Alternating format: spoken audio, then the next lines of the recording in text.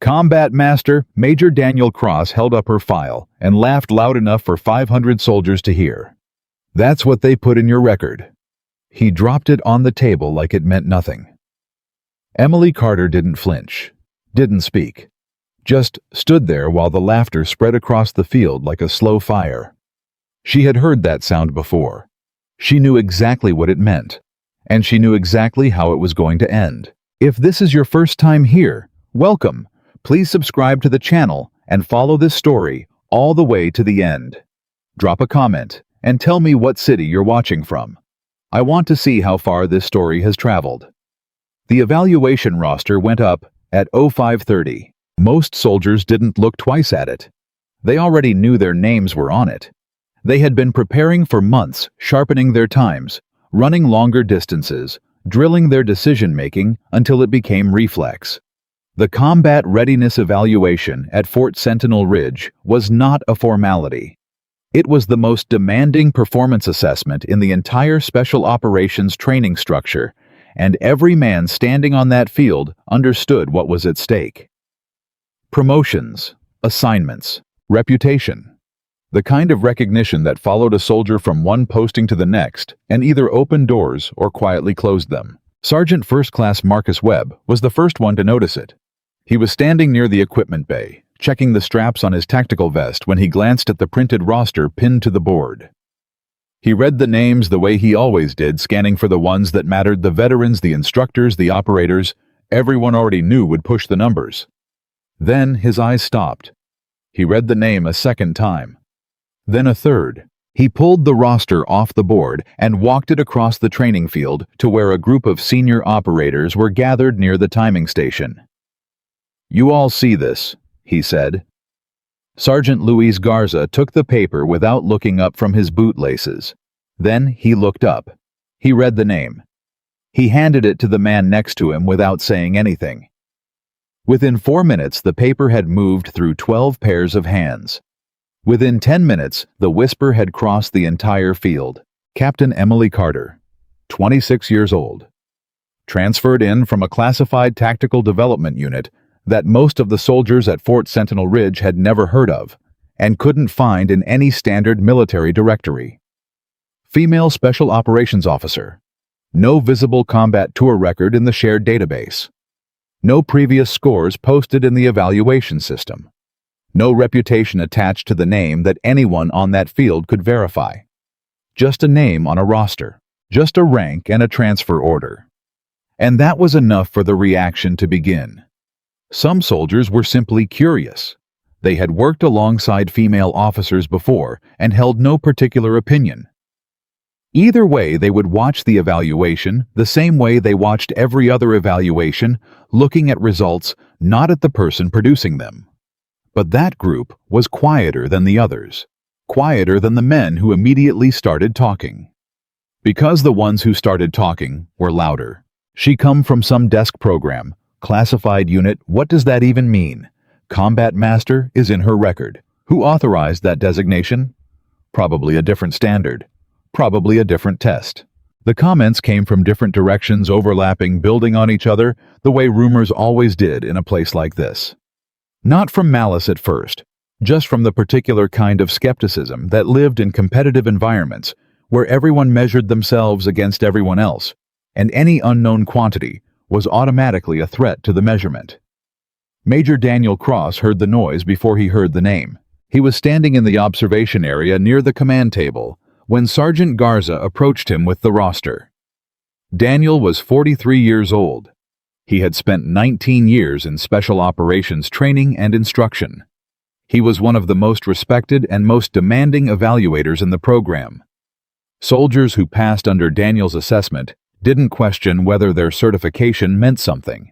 It meant something because he had made it mean something. His standards were not negotiable. His expectations were not adjusted. And in 19 years of holding that line, he had developed a very specific picture of what an elite combat operator looked like. He looked at the roster. He found the name. He read the designation listed beside it. Combat Master. He read it again. Then he did something he almost never did during an evaluation briefing. He laughed. It wasn't a polite sound. It wasn't a quiet private reaction he kept to himself. It came out full sharp, completely unguarded, the laugh of a man who had seen something he considered genuinely absurd and didn't feel the need to pretend otherwise. The soldiers near him turned. The soldiers farther away turned toward the ones who had already turned. The field went quiet by degrees, the way a room goes quiet when someone important starts speaking. Not all at once, but in a spreading wave, each small cluster of conversation stopping as the stillness moved outward from the center. Daniel held up the roster. "Combat Master." His voice carried easily across the field. He wasn't shouting. He didn't need to. "That's the designation on this record." No one answered. He set the paper down on the command table. "Where is she?" Emily Carter was standing 20 meters behind the main group. She had arrived early. That was a habit she had developed years before and never broken.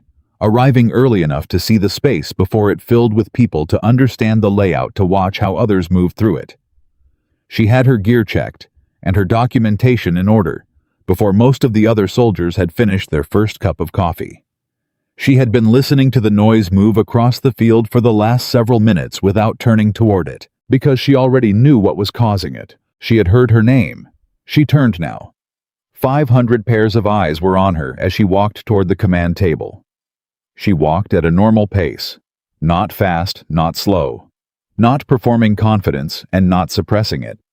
She walked the way she always walked, like someone who had already decided the distance between where she was and where she was going was manageable. She stopped 3 meters from Daniel Cross. She met his eyes. He looked at her the way he looked at recruits on the first day of selection. Not with hostility exactly, but with the particular flat assessment of someone who had already reached a conclusion and was waiting to see how long it took the other person to figure that out. "Captain Emily Carter," he said. "Yes, sir." "You come from the Classified Tactical Development Unit." "Yes, sir." "And your record carries a Combat Master designation." "Yes, sir." He let that sit for a moment. Around them, the field was absolutely silent. 500 soldiers standing in place, most of them trying not to look like they were staring, all of them staring. "You understand what Combat Master means on this field," Daniel said. It was not a question. "It means we're going to hold you to the highest standard in this evaluation. Every category, every metric, no adjustments, no exceptions." "I understand," Emily said. "You've never scored in this system before," he said. "No evaluation history I can access. No publicly available performance record. You've got a classified transfer and a designation that came from a program none of my people have ever worked with." He paused. "That combination of things makes me skeptical." Emily held his gaze. "I know." "You know," he repeated. "People are skeptical when they don't have information," she said. "That's a reasonable response." Something shifted in Daniel's expression. Not softened, but recalibrated, like a man who had expected one kind of answer and received a completely different kind. He studied her face for another second. "Prove it," he said. The words landed flat and clean and completely without theater. Emily didn't respond immediately. She looked at him for a beat, then she nodded once. "That's why I'm here," she said. The combat readiness evaluation had 8 stages. They ran across 2 days, though the psychological pressure began the moment a soldier arrived on the field. Daniel Cross had designed it that way intentionally. He believed the evaluation of a special operations soldier couldn't begin at the starting line of the first physical test. It had to begin in the parking lot, in the equipment bay, in the way a soldier talked about the evaluation before it started, and what they revealed about themselves in the hours before performance was formally measured. He watched Emily Carter for 40 minutes before the first stage began. She didn't seek out conversation.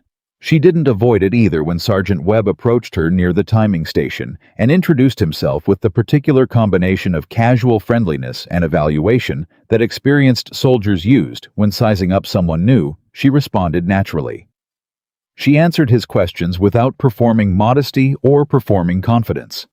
She asked him 2 questions in return, both of them about the terrain of the evaluation course, specific and practical questions that told him she was already thinking about execution. Webb came back to where Garza was standing near the start position. "She's different than I expected," he said quietly. Garza didn't ask what he meant. He'd been watching too. The first stage was tactical movement, long-distance full-kit time-based, with route selection left to each individual soldier's judgment. It tested endurance navigation and the ability to make efficient decisions under physical stress. Emily completed it in the third best time of the day. Not first. Third. The two soldiers ahead of her were veterans with 15 and 18 years of experience respectively, and their times were well within the elite range. Emily's time was 4 seconds behind the second-place finisher. "Not bad," someone said, and the tone of it was honest rather than dismissive. The acknowledgement a competitive person gives when a result is better than they wanted it to be. Daniel Cross noted her time without expression and moved on to stage 2. The second stage was close-quarters decision simulation. Soldiers moved through a constructed environment, facing a series of rapidly changing scenarios: threat identification, civilian protection, engagement decisions, all of it measured against accuracy and speed simultaneously. It was the stage where most soldiers either demonstrated or lost their composure, because the scenarios were designed to create conflicting pressures. Move too fast, and you made wrong calls. Move too slow, and you failed on time. Emily moved through it like someone who had done something similar before. Not the same course, she couldn't have seen this course, but the same kind of problem, the same type of pressure. She made 4 consecutive correct engagement decisions without hesitation, then stopped on the 5th scenario completely still for a full 2 seconds. The 2-second pause was the longest she had taken all stage. Then she made her call. Correct. The evaluator running the stage checked his clipboard. He looked at the result. He looked at the stage monitor showing her total time. He marked his sheet and moved to the next station without saying anything because the numbers didn't need commentary. But standing at the observation rail above the simulation floor, Daniel Cross saw the 2-second pause, and he was the only person watching who understood what it meant. A less experienced soldier would have forced a faster decision to stay within their time. Emily had taken the 2 seconds because the scenario had presented a genuine ambiguity, a threat indicator that was plausible but not confirmed, and she had stopped to verify rather than guess. She had sacrificed 2 seconds to avoid making a wrong call. That was not how a soldier trained in a classroom behaved. Daniel kept watching. By the end of the first day, something had shifted on the field. It hadn't happened in a single moment. It had happened the way most real things happened, gradually through accumulation. Each stage added something to the picture. Each completed test revised the assumptions that had been constructed from a name on a roster and a classification stamp on a transfer document. The soldiers who had spoken loudest that morning were quieter now, not because they had been instructed to be, not because anyone had told them they were wrong, but because the evaluation was a language everyone on that field spoke fluently, and Emily Carter had been speaking it all day, and the sentences she was producing were not the sentences of a soldier who didn't belong. Sergeant Garza was eating near the equipment bay between stages when Webb came and sat down beside him. "She's top 5 right now," Webb said, not loudly.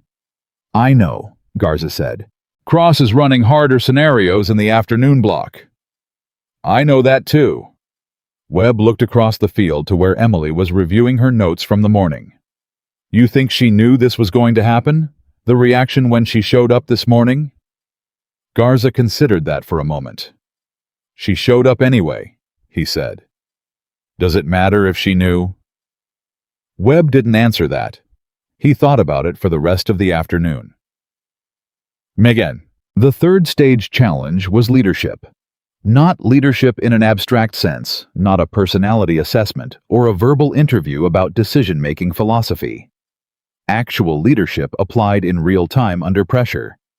Each soldier was given command of a 4-person team and tasked with completing a multi-objective scenario that required coordination, communication, and the ability to rapidly adjust when the scenario changed. Daniel Cross watched every team move through the course. He watched Emily's team from the start position. She was given a team of 4 soldiers. Two of them were senior to her in years of experience, though not in rank. One of them, Staff Sergeant Kevin Rourke, was openly skeptical. He had not been rude about it. He was too professional for that. But his body language in the 30 seconds before the stage began communicated his reservations clearly enough.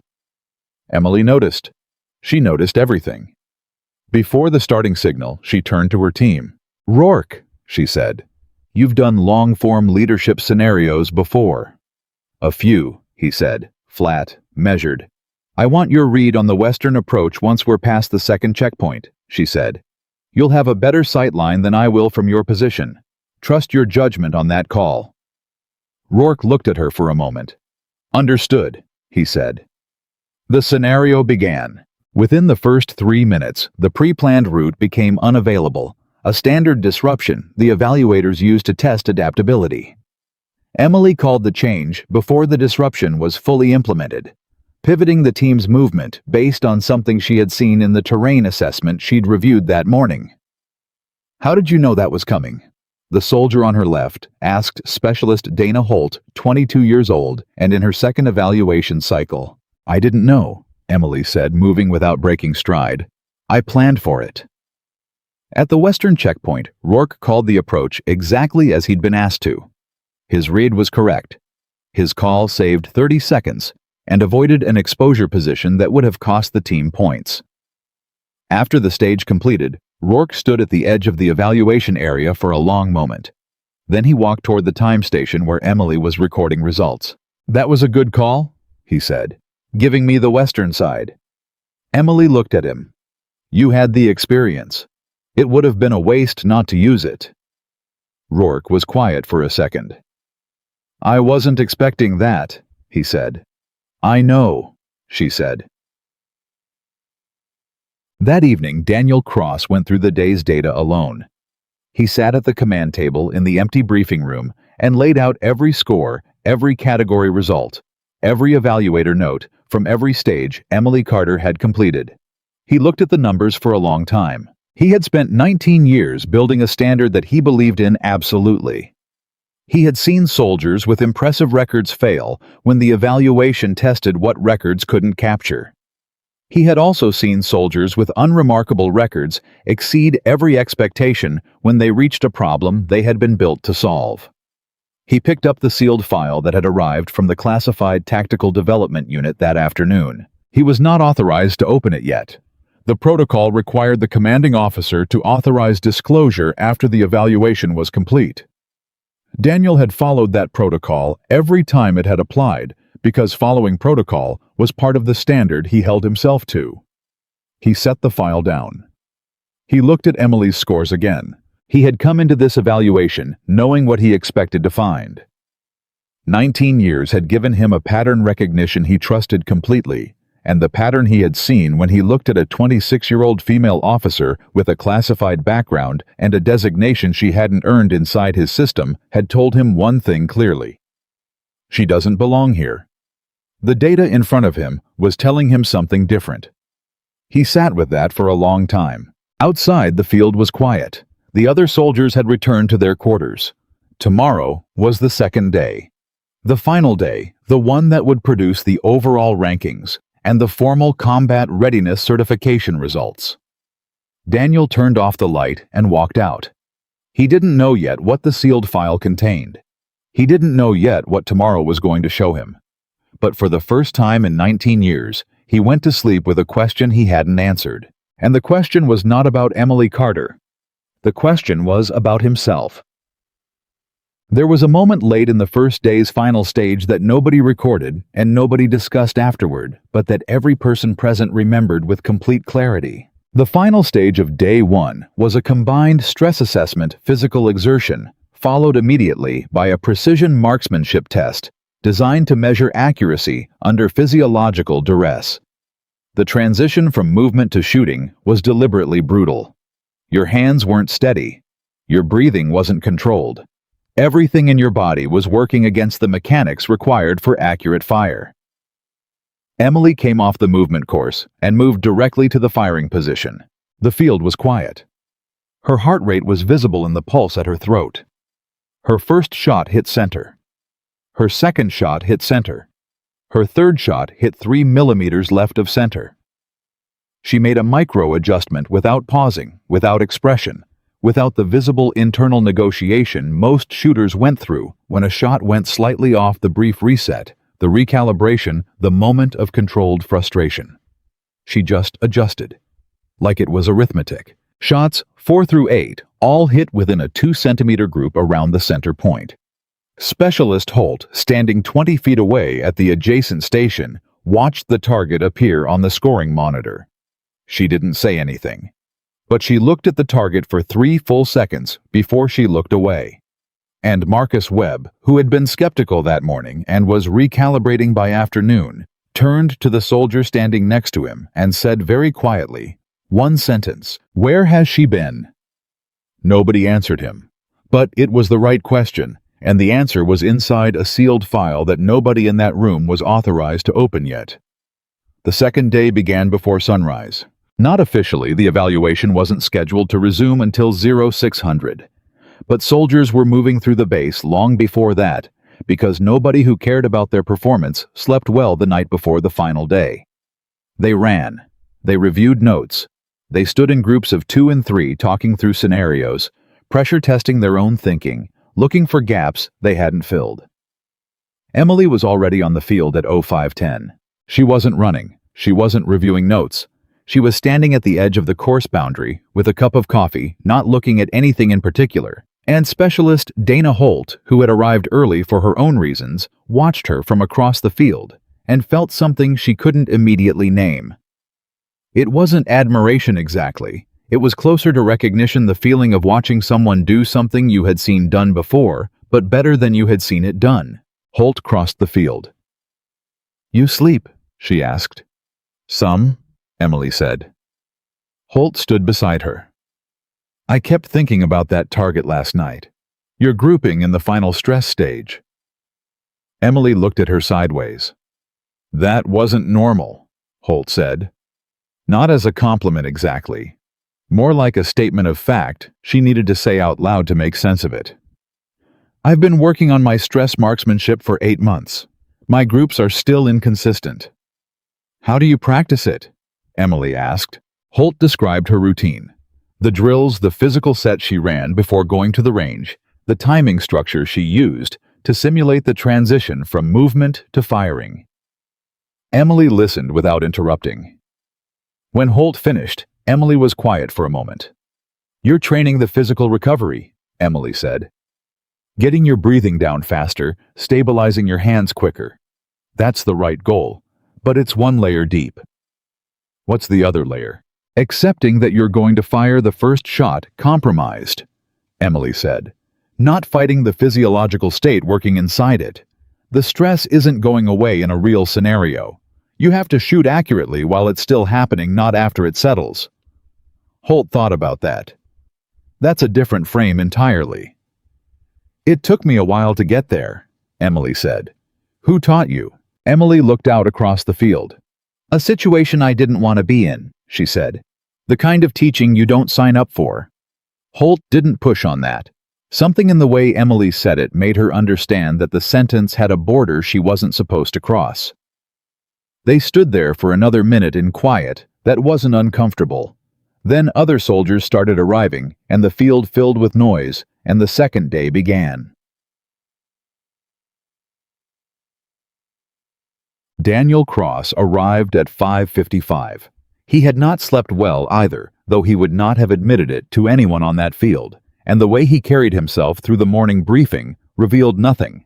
Same posture, same flat expression, same economy of movement that 20 years of high-stakes instruction had built into him as completely as muscle memory. But Sergeant First Class Webb, who had worked alongside Daniel for 4 years and could read him the way you learn to read terrain, you had crossed many times, noticed something in the first 10 minutes.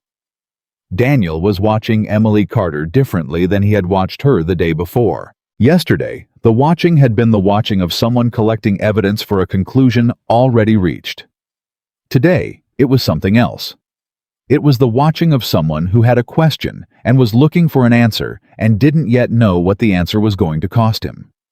Webb kept that observation to himself. The morning block of the final day opened with the tactical intelligence assessment, a stage that most soldiers underestimated because it wasn't physical. It required analysis. You were given a scenario package containing incomplete information, conflicting data points, and time pressure, and you had to produce a decision recommendation within a defined window. Most soldiers treated it as the stage they got through on their way to the physical stages. Emily treated it as the most important thing she had done all week. She sat down with the scenario package, and she went still in a way that was almost unusual to watch, not frozen, but concentrated the way a person went still when they were processing at a speed that external expression couldn't keep up with. Her pencil moved across the analysis sheet in short, specific marks. She wasn't writing paragraphs, she was building a structure. The evaluator running the stage had administered it to over 200 soldiers across the last 3 evaluation cycles. He watched Emily's process for 90 seconds and then looked away because he had learned not to telegraph his reactions during active evaluation. He looked away because what he was seeing was not what he expected to see. At the 10-minute mark, Emily set her pencil down. The stage had a 15-minute window. She had finished 5 minutes early. The evaluator picked up her analysis sheet and read it. He read it twice. He made his notations and moved to the next station, and his face gave nothing away because that was his job. But when he passed Daniel Cross at the observation rail, he said 3 words without stopping his stride. "You need to see this."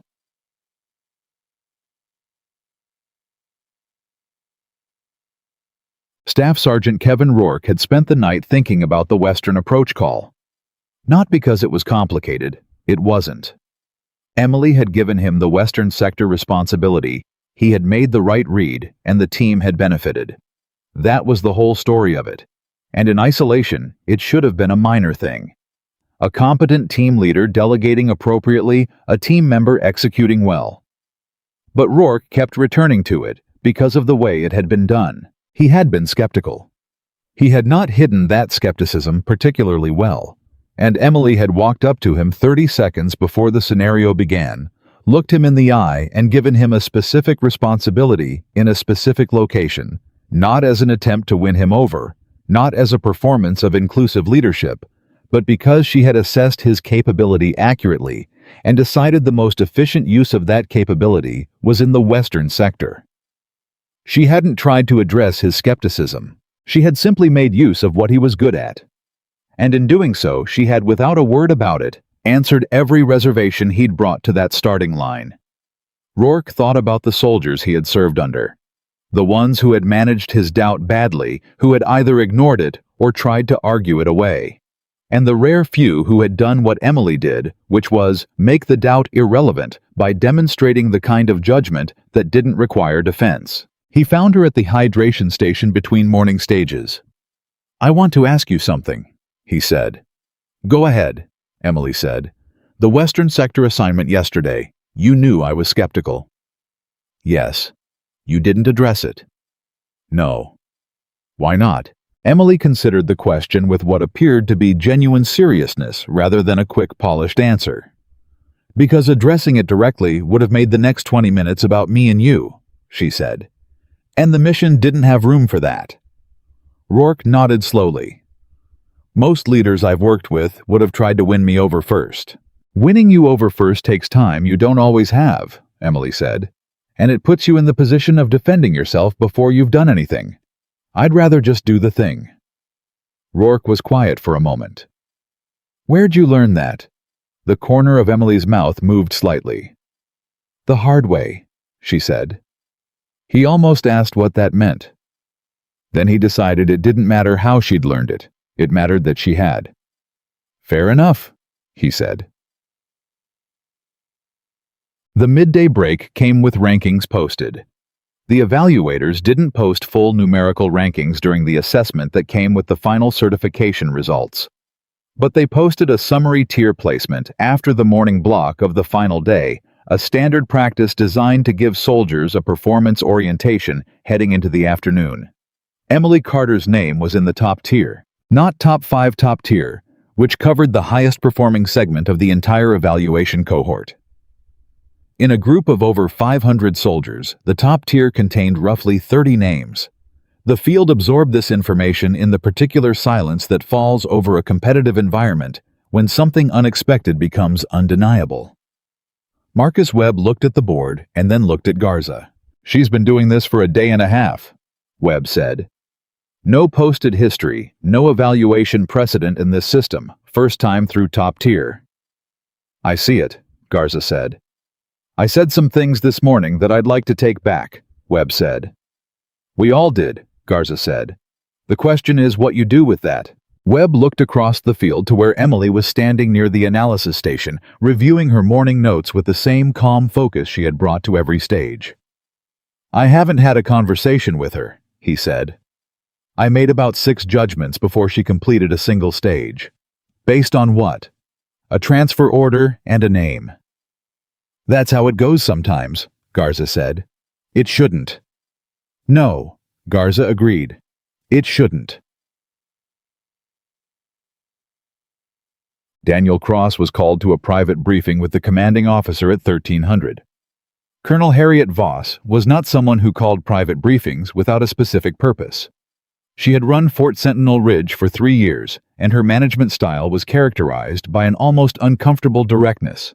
She said what she meant, expected the same in return, and did not spend time on conversations that weren't necessary. Daniel sat down across from her. "How is the evaluation going?" she said.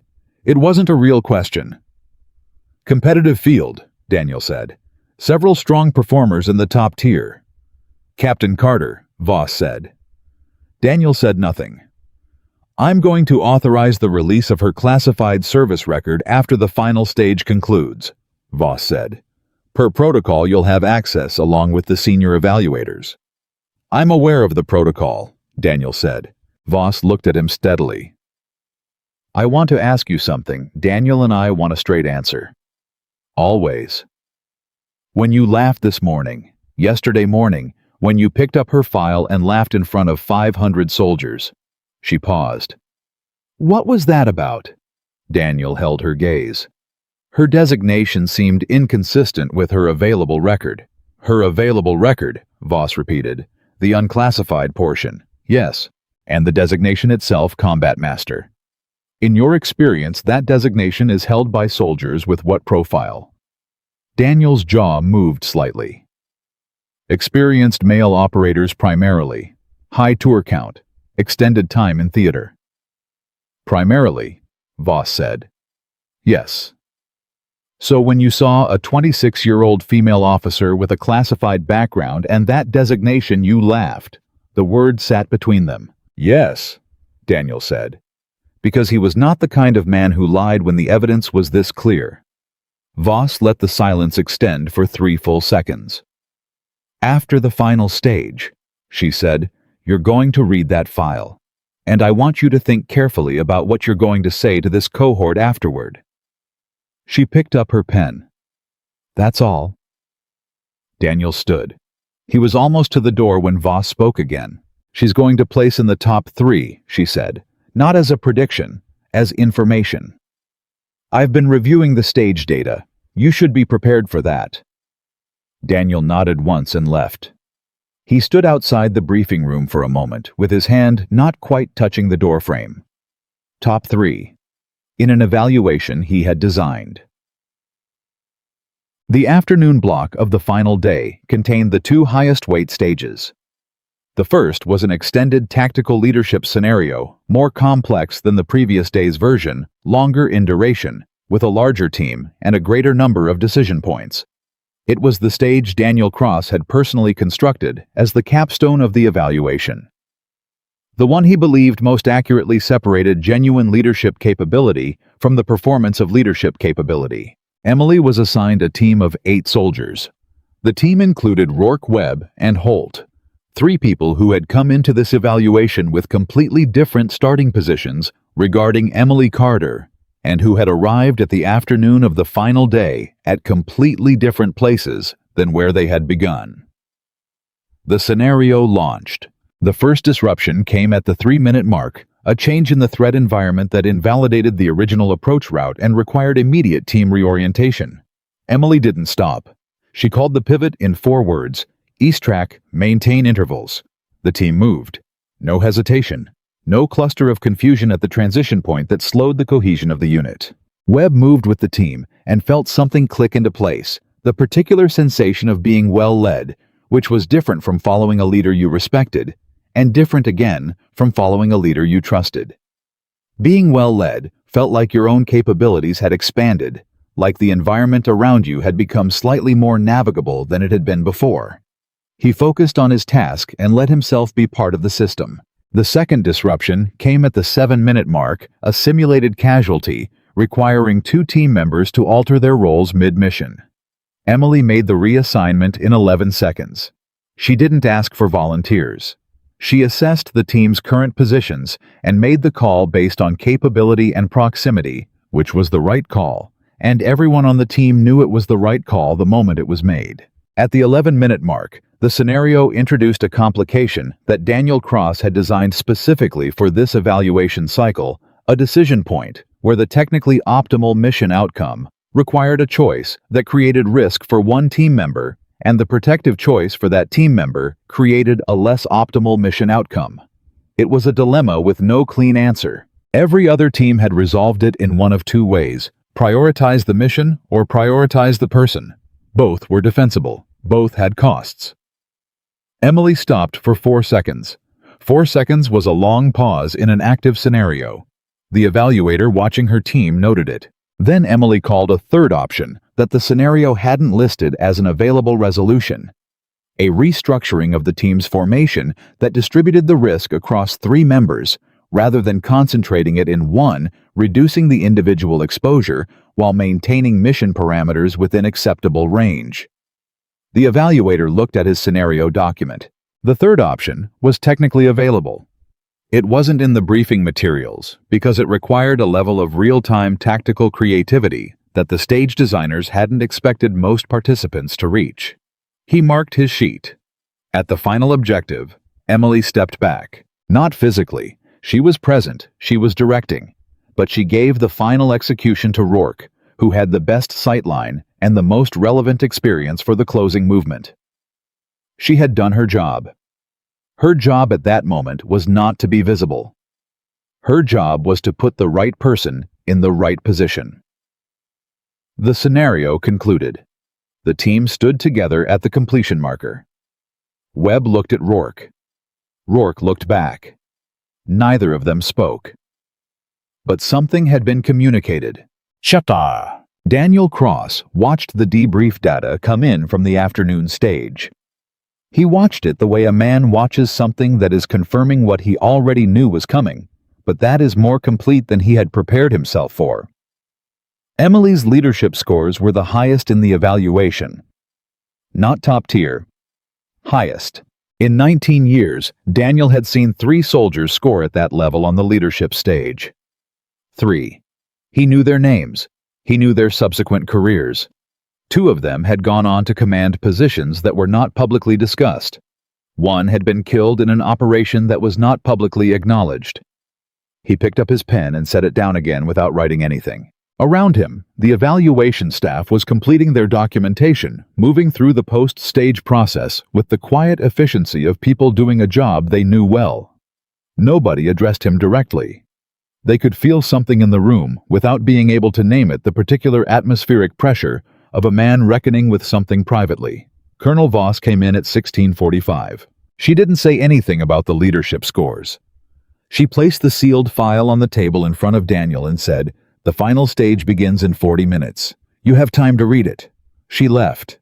Daniel looked at the file. He had been carrying a version of Emily Carter in his head since yesterday morning, built from what he could see from the transfer order from the designation that had made him laugh in front of 500 soldiers. He had been filling in the parts he couldn't see with assumptions that came from 19 years of pattern recognition, and the pattern had told him something clear, and the pattern had been wrong. He opened the file. He read it. He read it again. He sat back in his chair, and the room was very quiet. The classified record contained 6 years of operational history that did not exist in any standard military database. It contained decisions made in circumstances that most soldiers in this evaluation had never come close to. It contained assessments from senior commanders' assessments written in the careful, specific language of people who did not use praise loosely that described Emily Carter in terms Daniel had seen applied to perhaps 4 or 5 soldiers in his entire career. It contained an account of one specific operation, the details of which were still restricted, but the outcome and Emily's role in it were documented, where a decision she made under circumstances the file described only partially had been credited with bringing 11 people home who would otherwise not have come home. She was 23 years old when that operation occurred. Daniel set the file down. He thought about the sound his laugh had made when it crossed that field yesterday morning. He could hear it clearly. He could see the soldiers turning toward it the way the quiet had spread outward from where he was standing the moment Emily walked across the field toward him, while 500 people watched, and he had looked at her and said with complete certainty, without a single fact beyond what he could see, "Prove it." She had not reacted to that with anger. She had not reacted with performance. She had simply said, "That's why I'm here," and turned toward the starting line. Because she already knew what the file said. She had always known, and she had come here anyway. Come to a place where nobody knew her. Nobody had access to her record. Nobody was going to give her anything based on what she had already done, and she had put herself in front of the evaluation the same way she apparently put herself in front of everything else. Not asking to be believed, just performing. Daniel Cross stood up from the table. He had 40 minutes before the final stage began. He needed to think about what kind of man he was going to be when he walked back onto that field. Webb found Garza outside the equipment bay at 1710. "You hear about the leadership scores," Webb said. "Voss's assistant confirmed the numbers 10 minutes ago," Garza said. "Highest in the cycle." Webb stood with that for a second. "Highest ever or highest this cycle?" Garza looked at him. "Highest ever." Webb let out a slow breath. "I need to say something to her," he said. "Before the final stage. I don't know exactly what, but I need to say something." "Keep it short," Garza said. "She doesn't need a speech. She's about to go perform." "I know," Webb said. He found Emily at the equipment check station running through her pre-stage gear verification with the systematic calm that he now recognized as just her baseline, not a performance, not a technique, just the way she moved through the world. He walked up beside her. "Carter," he said. She looked at him. "I came in yesterday morning with an opinion that I hadn't earned," he said. "I want you to know that." She looked at him for a moment. "I appreciate that," she said. Her voice was even, not dismissive, not overly warm. Honest. "Whatever happens in the final stage," Webb said, "what you've done this week." He stopped. The words weren't quite matching what he meant to say. "It's changed how I'm going to do this job," he said finally. Emily held his gaze. "That's the right reason to be here," she said. She turned back to her gear. Webb walked away. He had 28 more years in this uniform, maybe 30. He was going to spend every one of them differently than he had spent yesterday morning. He was sure of that. The final stage of the combat readiness evaluation was called the Integrated Command Challenge. Every soldier who had ever passed through Fort Sentinel Ridge knew the name, knew the weight of it. It was the stage that everything else had been building toward a compressed high-intensity scenario that combined every element of the previous stages into a single extended sequence, with conditions that changed in real time and a scoring system that captured not just performance outcomes, but decision quality, leadership coherence, and adaptability under maximum pressure. No soldier had ever scored a perfect mark on the Integrated Command Challenge. Daniel Cross had designed it that way intentionally. He believed a perfect score was a structural impossibility because the scenario was built to exceed the capacity of any individual. There were always costs, always compromises, Always moments where the right call was a matter of professional judgment that reasonable people could evaluate differently. He stood at the observation position as the final cohort prepared. He saw Emily Carter in the staging area. She was standing still. She was ready. And Daniel Cross, for the first time in 19 years of running this evaluation, was not sure what he was rooting for. That uncertainty was the most honest thing he had felt in a long time. The signal sounded. The final stage began.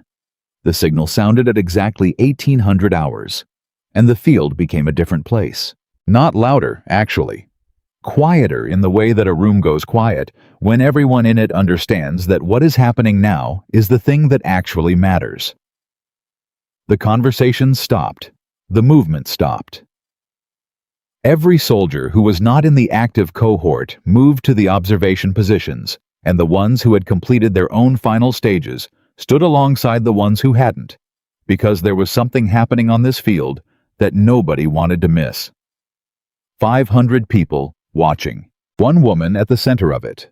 The Integrated Command Challenge opened with a scenario package that was delivered in real time. No pre-brief, no preparation window. You got the information when the clock started, and you had 90 seconds to absorb it and begin executing.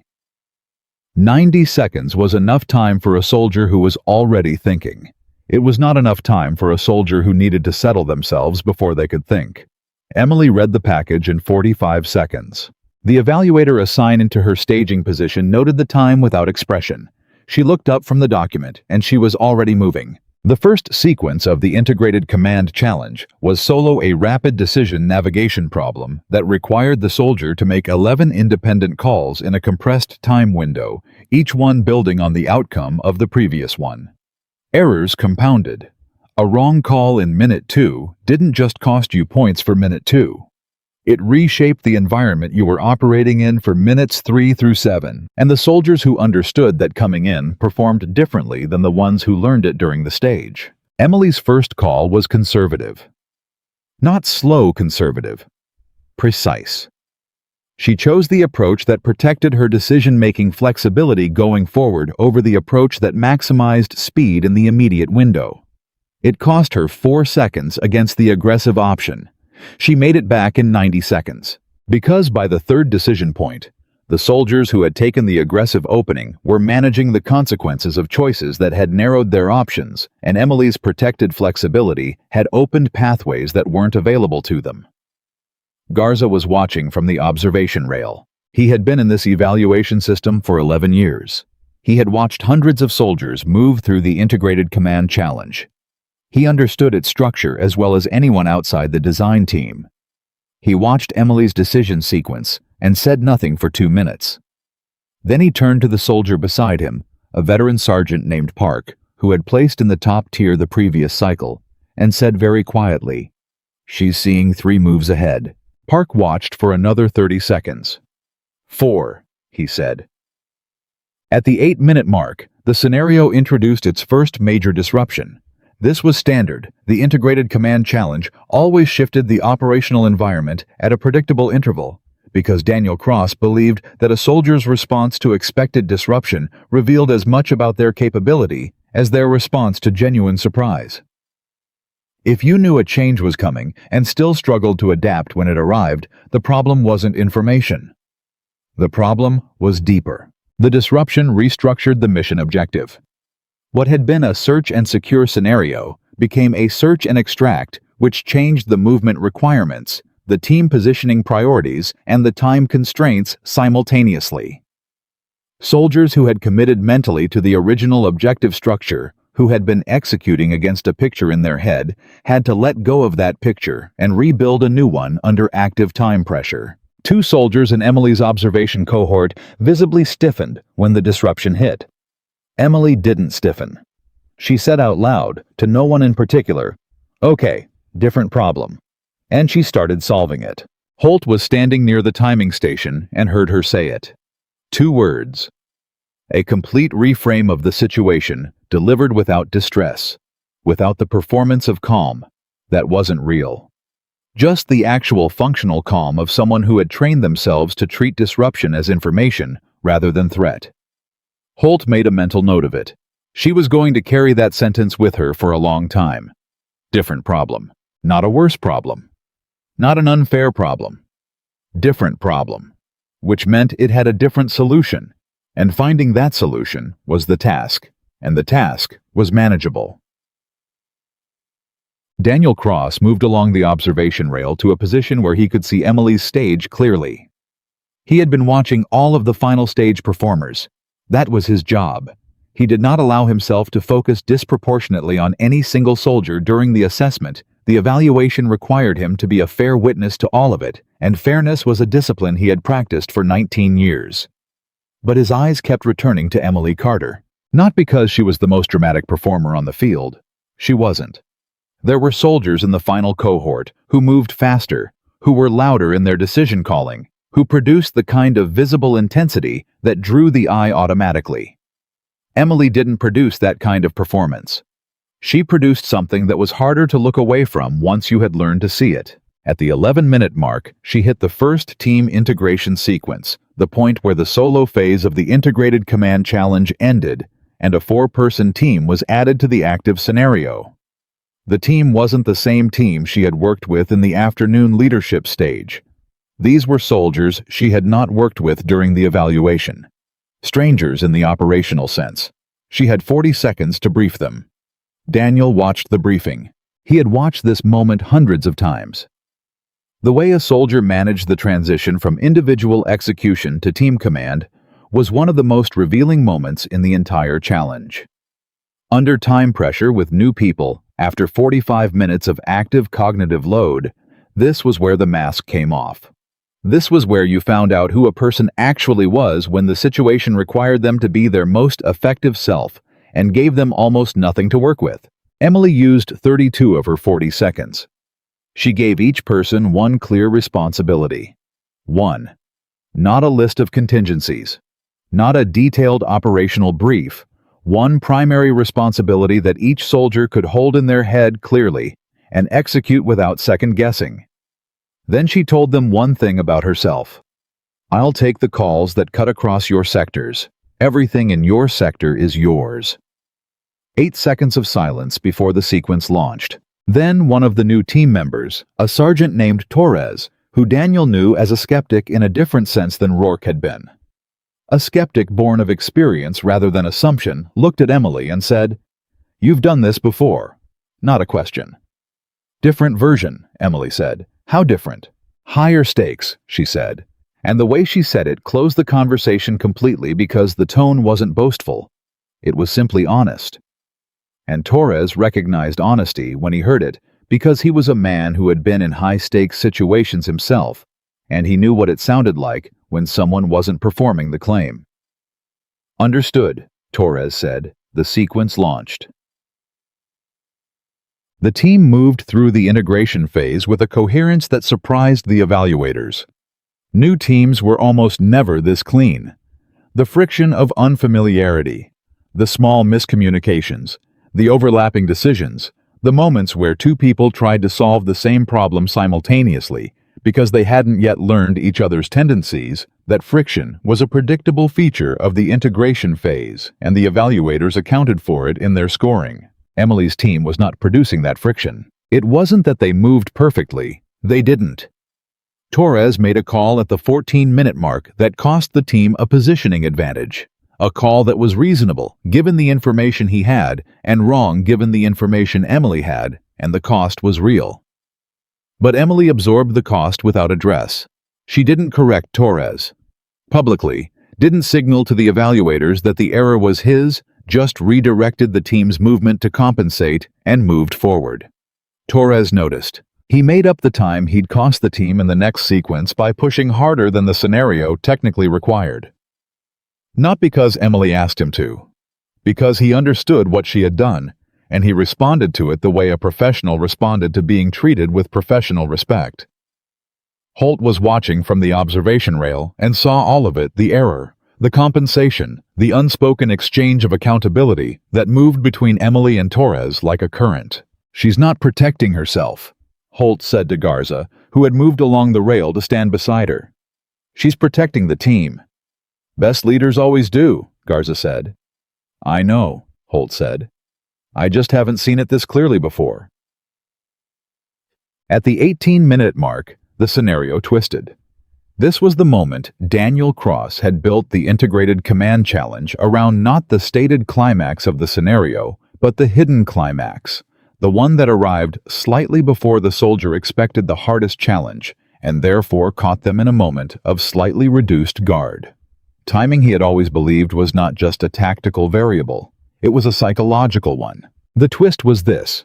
The mission's primary objective became simultaneously achievable and the wrong choice. The information that arrived at 18 minutes revealed that completing the primary objective as designed would produce a suboptimal strategic outcome. The objective itself was valid, but the conditions had changed in a way that made a modified version of the objective more valuable than the original version.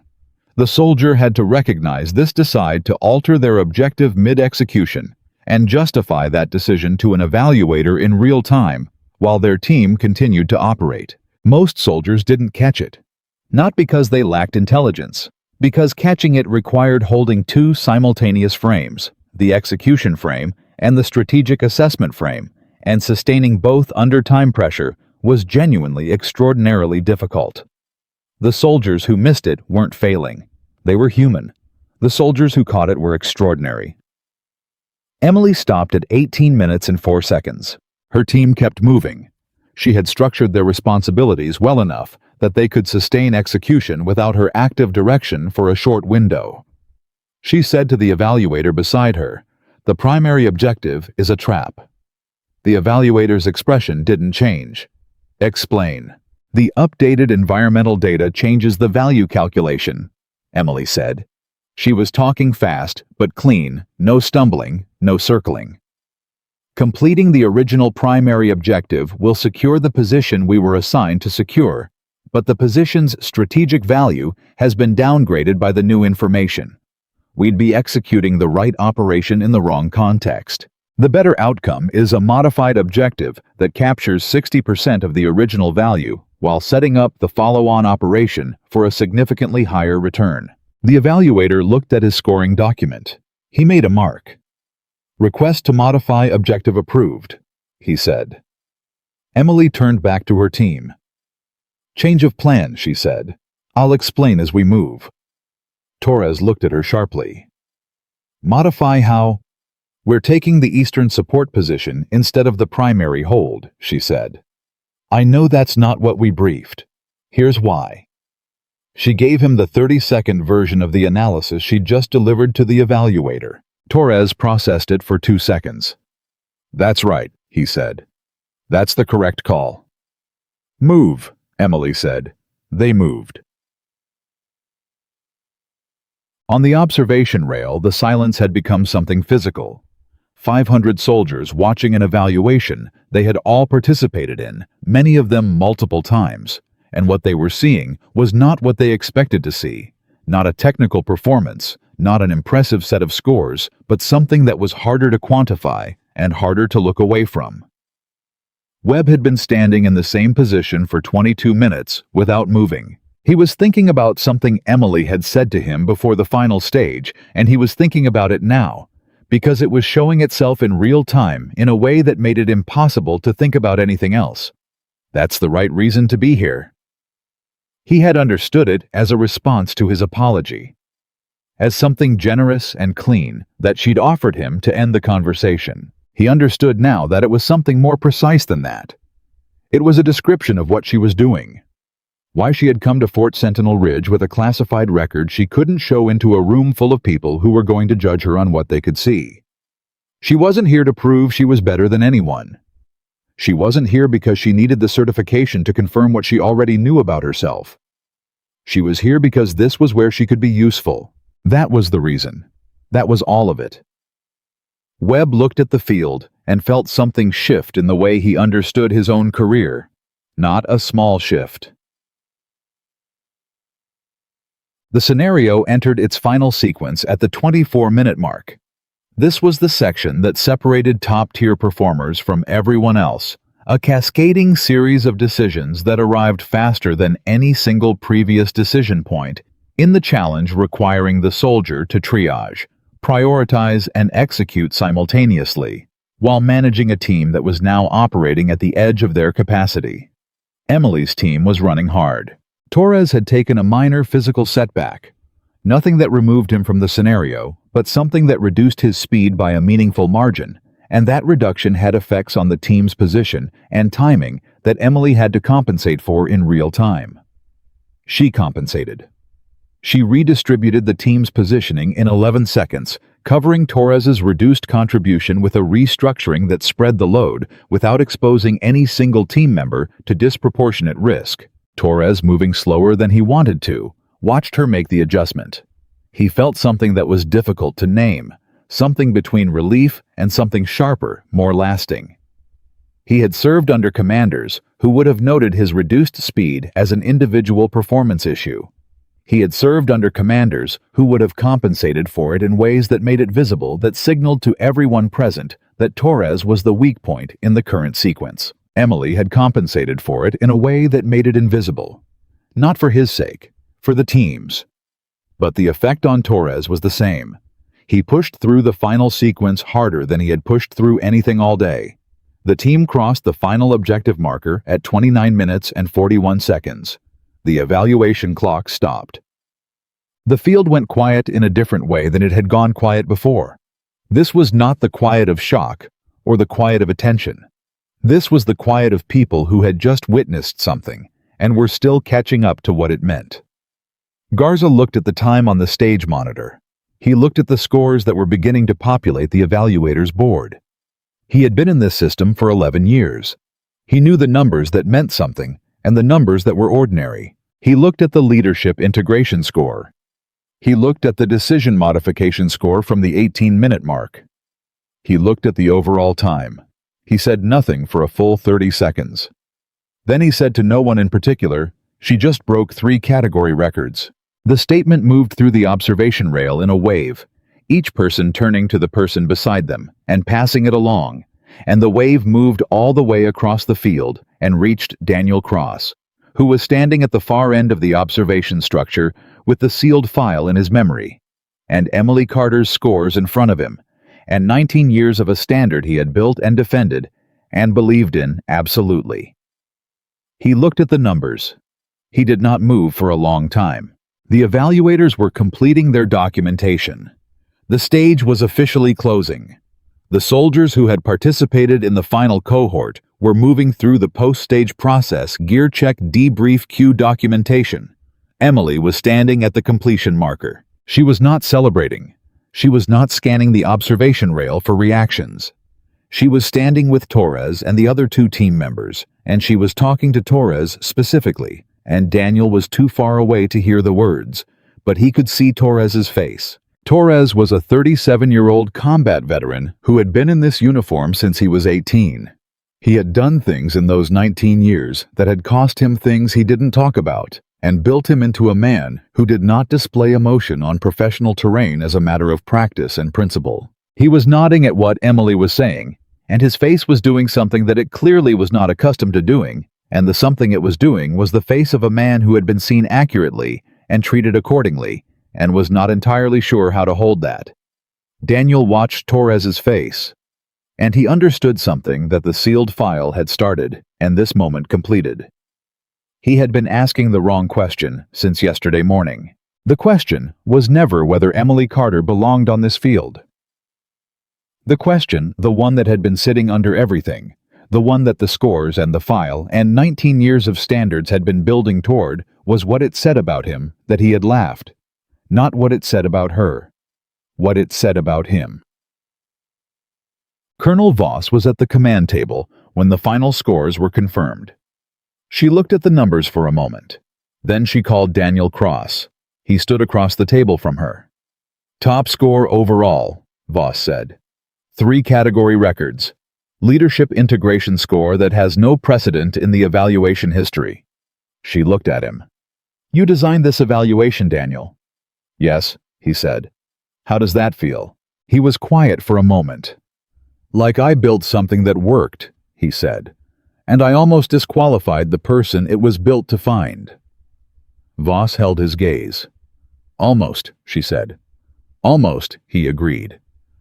The full cohort assembly is in 40 minutes, she said. The evaluation results will be read. Emily Carter's record will be disclosed per protocol. She paused. You'll be on that stage. I know, Daniel said. What are you going to say? Daniel looked at the scores one more time. The truth, he said. Whatever it costs. He walked toward the door. He was thinking about 500 soldiers on a field at 05:30 yesterday morning, and a name on a roster, and the sound his laugh had made when it carried across that space and landed everywhere it wasn't supposed to land. He was thinking about what happened when the person you underestimated turned out to be the best thing that had ever walked through the door you were guarding. He was thinking about what you did with that. Outside, the field was still. The evaluation was over. What came next was something else entirely. Part 1. Lưu ý viết 4.500 đến 4.800 từ liên kết liền mạch với các phần trước trong câu chuyện pha hội thoại, tạo thành một câu chuyện liền mạch khi ghép lại. Mỗi phần liền mạch với phần trước không giới thiệu lại câu chuyện ở đầu phần mới. Liên kết các phần của câu chuyện một cách liền mạch. Sử dụng câu chuyện tiếp giữa các phần. Duy trì chủ đề. Tránh ngắt quãng đột ngột, không sử dụng gạch đầu dòng, hoặc tiêu đề phụ phong cách kể chuyện Mỹ Hoa Kỳ, giống văn giàu cảm xúc chân thực và gần gũi, không mô tả cảnh tập trung vào hành động cảm xúc và tâm lý nhân vật. Viết phần 2 đạt điểm 10 trên 10 và bổ sung tiết tấu câu chuyện nhanh sửa lời AI, kể theo ngôi thứ 3 tăng độ kịch tính không viết lần màn kết thúc phần không giới thiệu phần sau. Lưu ý trả lời trong mục tin nhắn, không nhảy sang mức document mới 2 đến 3 phút, cần có mini climax và đặt 10 đến 15. Mini climax mỗi phần cứ 10 đến 12 phút, có một twist lớn sâu sắc, đan xen mini cliffhanger mạnh hơn, tăng tính tự nhiên cho phản ứng của các nhân vật thêm nhịp điệu kịch tính thực tế và gần gũi. Mỗi 8 đến 10 phút cần có móc giữ chân khán giả. Lưu ý không mô tả cảnh và chỉ cần viết nội dung và viết đúng lệnh cho tôi. Show more. Part 4. The assembly area filled in stages. Soldiers came in from the debrief queues from the equipment bays, from the edges of the field where they had been standing since the final stage ended. They came in the way people came together after something significant had happened, not rushed, not slow, but with the particular purposeful movement of people who understood that what was about to occur in the next hour mattered, and they did not want to be late for it. 500 soldiers. Same field, same formation positions they had occupied since the first morning. But the field felt different now, and every person standing in it knew it felt different, even the ones who couldn't have explained precisely why. Emily Carter stood in her assigned position in the formation. She had cleaned up after the final stage, changed her shirt, checked her documentation. She had done the same post-evaluation process every other soldier had done in the same order, without particular hurry. If there was anything happening inside her, any recognition that she had just done something that had no precedent in this evaluation's history, any awareness of what the next hour was going to look like, none of it showed in the way she stood or moved or held her face. Torres was 3 positions to her left in the formation. He had been watching her intermittently since the final stage ended, with the slightly unfocused attention of a man still processing something he hadn't finished processing. When he came out of the equipment bay and found his position in the formation, he looked across and made eye contact with her for a moment. She gave him a brief nod. He nodded back. That was all. But it was enough. Rourke was standing in his formation position when Webb arrived beside him. "You saw the scores," Rourke said. "Not a question." "Garza told me the category numbers," Webb said. Rourke was quiet for a moment. "I went into that leadership stage yesterday expecting to tolerate her," he said. "I want to say that out loud because I think I need to." "Yeah," Webb said. "Tolerate," Rourke repeated. "That was the word in my head. That's where I was." "Where are you now?" Webb said. Rourke looked at Emily across the formation. "Somewhere else entirely," he said. Daniel Cross came onto the stage at 18:55.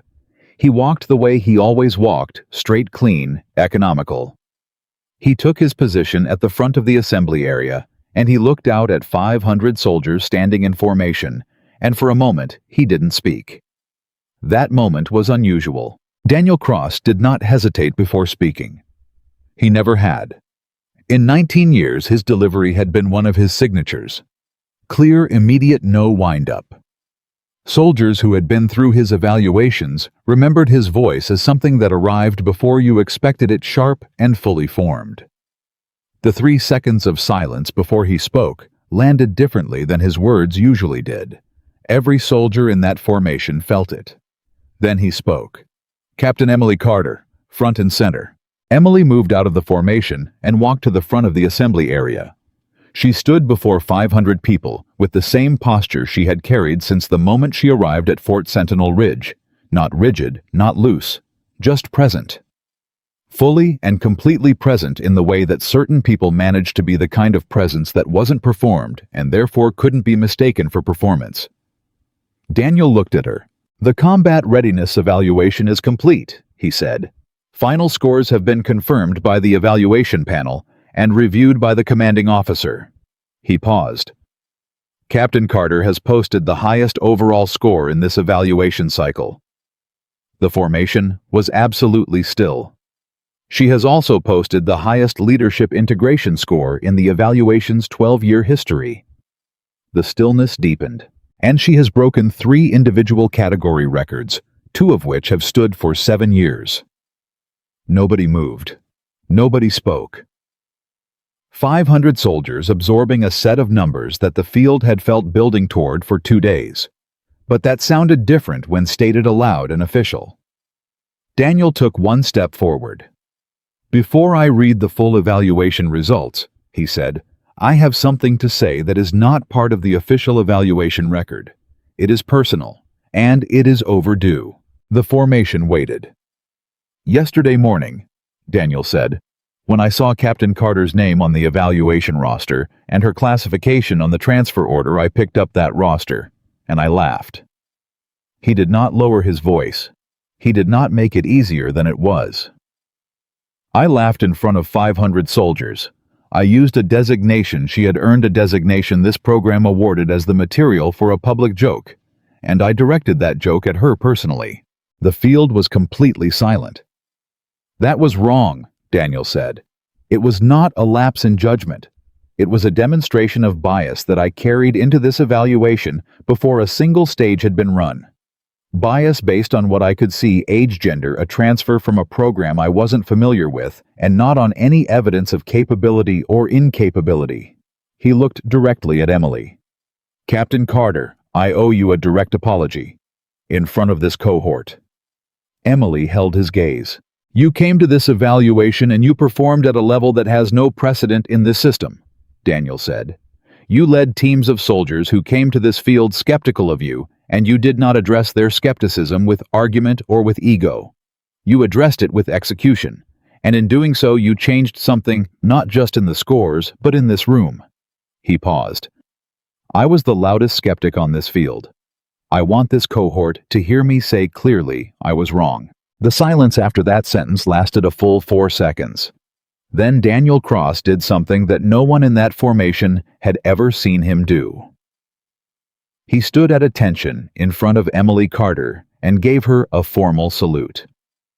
Not the professional transactional salute of a superior to a junior officer. The deliberate held salute of a man choosing to publicly mark a specific moment. Emily returned it, clean and precise. Daniel dropped his salute, and from somewhere in the middle of the formation, nobody could have said afterward exactly where it started, a sound began to build. Not applause exactly. Something more contained, but somehow more powerful. A collective exhale that became vocal, became a sustained sound, became 500 soldiers acknowledging what they had witnessed over 2 days in the only way the formation allowed them to. It lasted for 12 seconds. Then Daniel Cross raised his hand and the field went quiet. "Commanding officer," he said, turning toward the stage platform where Colonel Voss was standing. Voss stepped forward. She was holding the sealed file. "Per protocol," she said, "Captain Carter's classified service record is disclosed to this cohort following evaluation completion." She opened the file. She looked at it for a moment. Then she looked out at the formation. "I'm going to read selected elements of this record," she said. Not because Captain Carter needs the recognition she has demonstrated what she's capable of without any of this, but because this cohort deserves to understand the full picture of who they have been standing beside for the last 2 days. She began to read. The file contained 6 years of service that most soldiers on that field could not have imagined. Not because the individual elements were fantastical, they were specific, operational, documented in the careful language of official records, but because of the accumulation of them. The decisions made in environments that the file described only in outline. The outcomes that were credited to Emily's judgment. The assessments from senior commanders that used words sparingly and meant every word they used. And then Voss reached the entry that made the formation shift. She read the date first. 3 years earlier. Emily had been 23. She read the operational context, redacted in significant portions, but clear enough in its outline. A high-risk recovery operation. 11 personnel. A situation that the file described as having deteriorated beyond the original operational parameters, in a way that left the mission commander with no viable option from the original plan. Emily Carter had been the senior tactical officer on the ground. She had improvised. The file didn't detail the improvisation. It documented the outcome. 11 people came home. The mission commander's assessment, written 2 days after the operation, contained one sentence that Voss read exactly as it was written. Captain Carter's decision-making under these conditions was the most consequential act of individual tactical judgment I have observed in 22 years of service. The formation was completely still. Voss closed the file. She was 23 years old, Voss said. Nobody spoke. She has been 26 years old for 4 months, Voss said. She has been carrying this record, carrying the weight of what is in this file through every room she has walked into, every evaluation she has faced, every professional environment where she has been looked at and immediately underestimated. She paused. And she has never used it as a defense. She has never demanded that the people who doubted her first look at the file before they formed an opinion. Voss looked at Emily directly. She just performed, Voss said, every single time. The formation was dismissed 20 minutes later. It didn't disperse the way formations usually dispersed, cleanly, quickly, each soldier moving toward their next task. It became something more organic, more human. Soldiers moved toward each other in 2s and 3s, speaking in low voices, processing what they had heard, the way people process things that had changed the way they understood something. Webb found Garza near the edge of the assembly area. 23 years old, Webb said. Garza nodded. 11 people, Webb said. I heard at the same time you did, Garza said. Webb shook his head slowly. I've been in this uniform for 16 years, he said. I've been proud of that. I should be proud of that. But when I think about what she was doing at 23, what she was carrying, what she had already been through before she ever walked onto this field. He stopped. It doesn't diminish what you've done, Garza said. I know that, Webb said. That's not what I mean. He looked across the field to where Emily was standing talking to Torres. I mean it changes how I think about what I haven't done yet, what I could still do, what I've been settling for without knowing I was settling. Garza looked at him for a moment.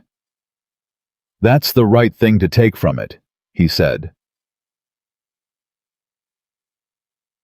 Torres reached Emily while the formation was still partially assembled. He came at her directly the way he did everything. No approach conversation, no setup. He stopped in front of her, and he looked at her the way he had looked at her during the Western Sector briefing, when he had told her she had done this before, and she had said different version, and he had believed her without knowing why. 11 people, he said. Emily looked at him evenly. You were 23, he said. Yes, she said. And you came here, Torres said, to this evaluation, to a field full of people who were going to laugh at your name on a roster. His jaw worked for a moment. Why? Emily was quiet for a second. Not the quiet of someone choosing a safe answer. The quiet of someone reaching for an honest one. Because the work matters, she said. This system produces the people who are going to be in the room when something goes wrong. If I can make that system better even slightly, then that's what I should be doing. She paused. And I was never going to make it better by staying in the places where people already knew what I could do. Torres absorbed that. The people in those rooms you're talking about, he said. High-risk rooms. Rooms where things go wrong. Yes, she said. You've been in them. Yes. And you came here anyway, he said, knowing this was going to happen. The roster, cross, all of it.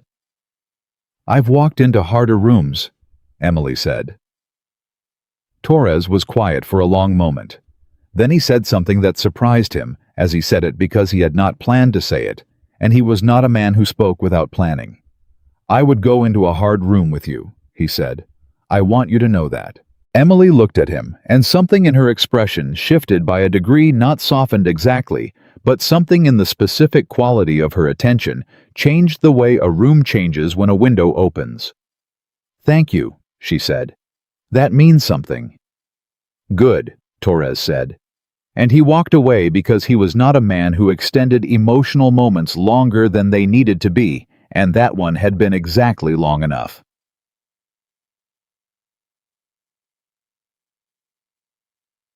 Daniel Cross found Emily near the documentation station at the edge of the assembly area. The crowd had thinned. Most soldiers had moved into the post-evaluation processing the paperwork, the formal result acknowledgments, the logistical machinery that followed every major assessment. The field was quieter now, returning to its ordinary register. Daniel stopped a few feet from her. She looked at him and waited. I want to say more than I said up there, he said. Privately. All right, Emily said. He was quiet for a moment, gathering something. I've been running evaluations for 19 years, he said, and I have a standard that I am genuinely proud of. I've held it consistently. I've defended it in rooms where it was easier to let it slide, and I didn't let it slide, and I believe that has produced better soldiers. I know, Emily said, but I walked in here with a different kind of standard, Daniel said. One I didn't know I had, or one I didn't want to know I had. His voice was level, but the control it took to keep it level was visible. A standard that wasn't about performance. It was about what performance was supposed to look like, what it was supposed to come packaged in. Emily said nothing, and the most honest thing I can tell you, Daniel said, is that until yesterday morning, until the moment I picked up that roster and laughed, I didn't know that standard existed in me. I thought I evaluated performance. I thought I was rigorous and fair and evidence-based. He paused. I wasn't. Emily looked at him steadily. Most people don't know, she said. The bias doesn't feel like bias from the inside. It feels like pattern recognition. It feels like experience. That's exactly what it felt like, Daniel said. I know, Emily said. I've been watching it my whole career. Daniel absorbed that. What do you do with it? He said.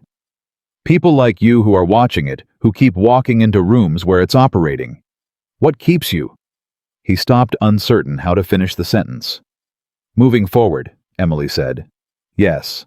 The work, she said, simply.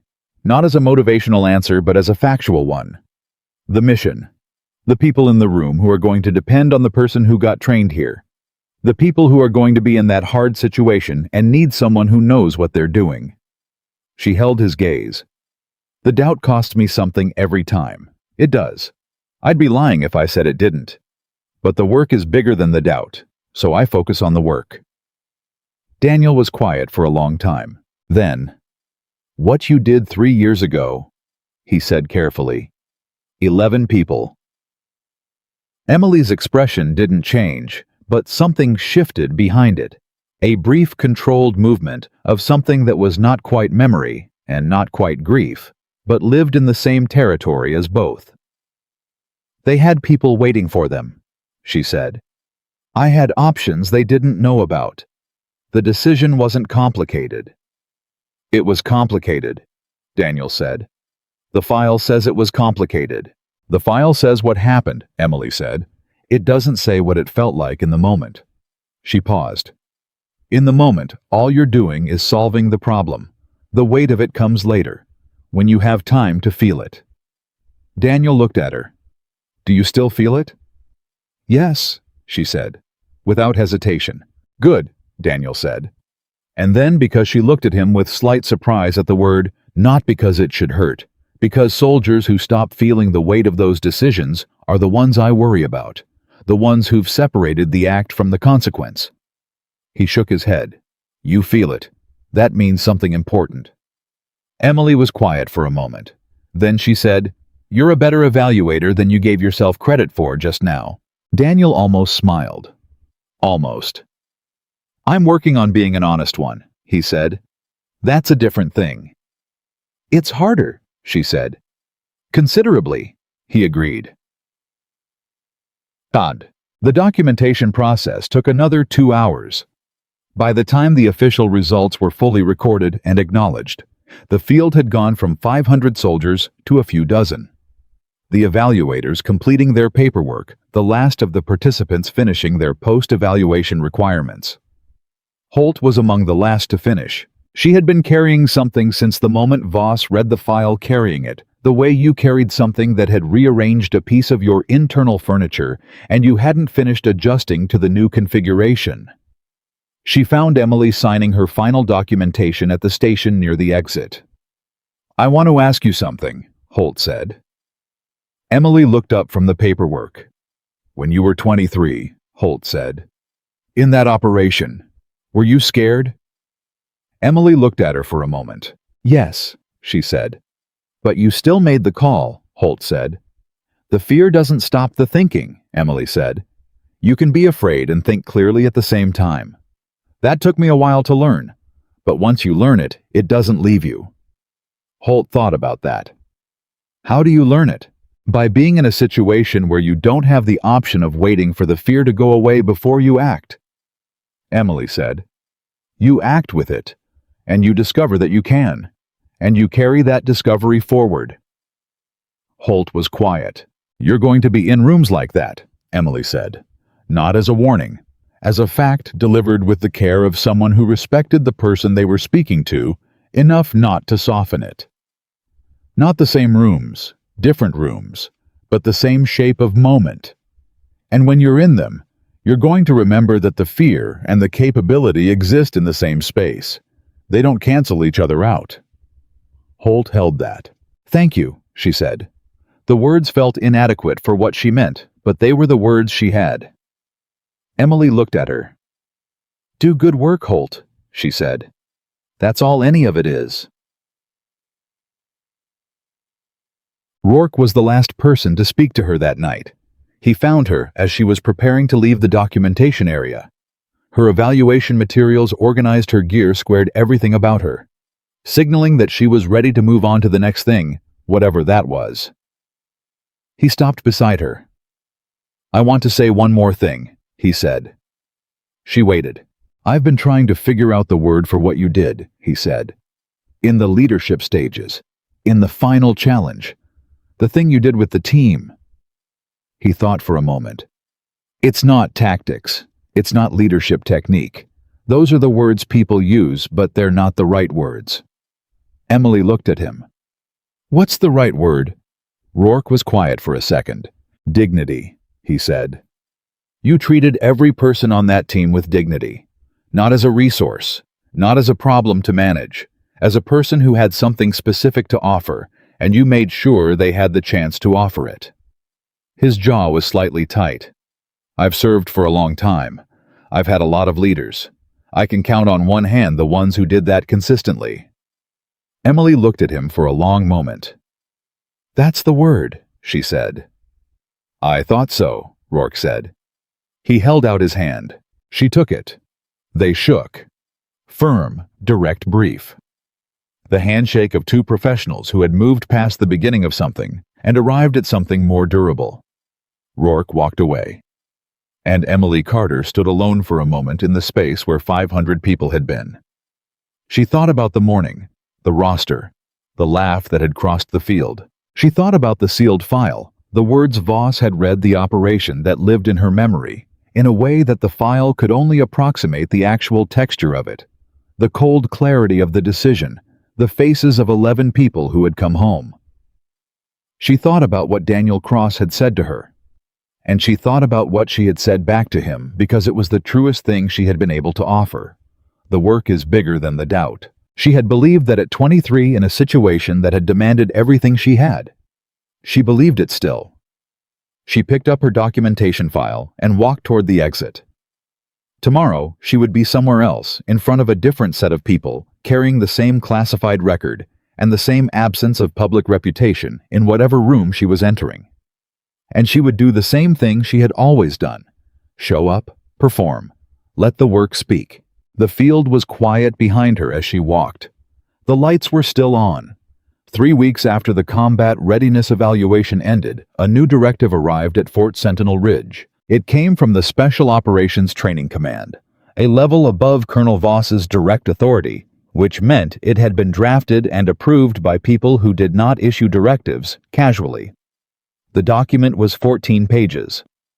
Most of it was administrative language about evaluation protocol, assessment, methodology, and inter-unit coordination procedures. But buried in the middle of page 7 was a single paragraph that every senior officer at Fort Sentinel Ridge read twice before they read anything else on the page. The combat readiness evaluation would be restructured.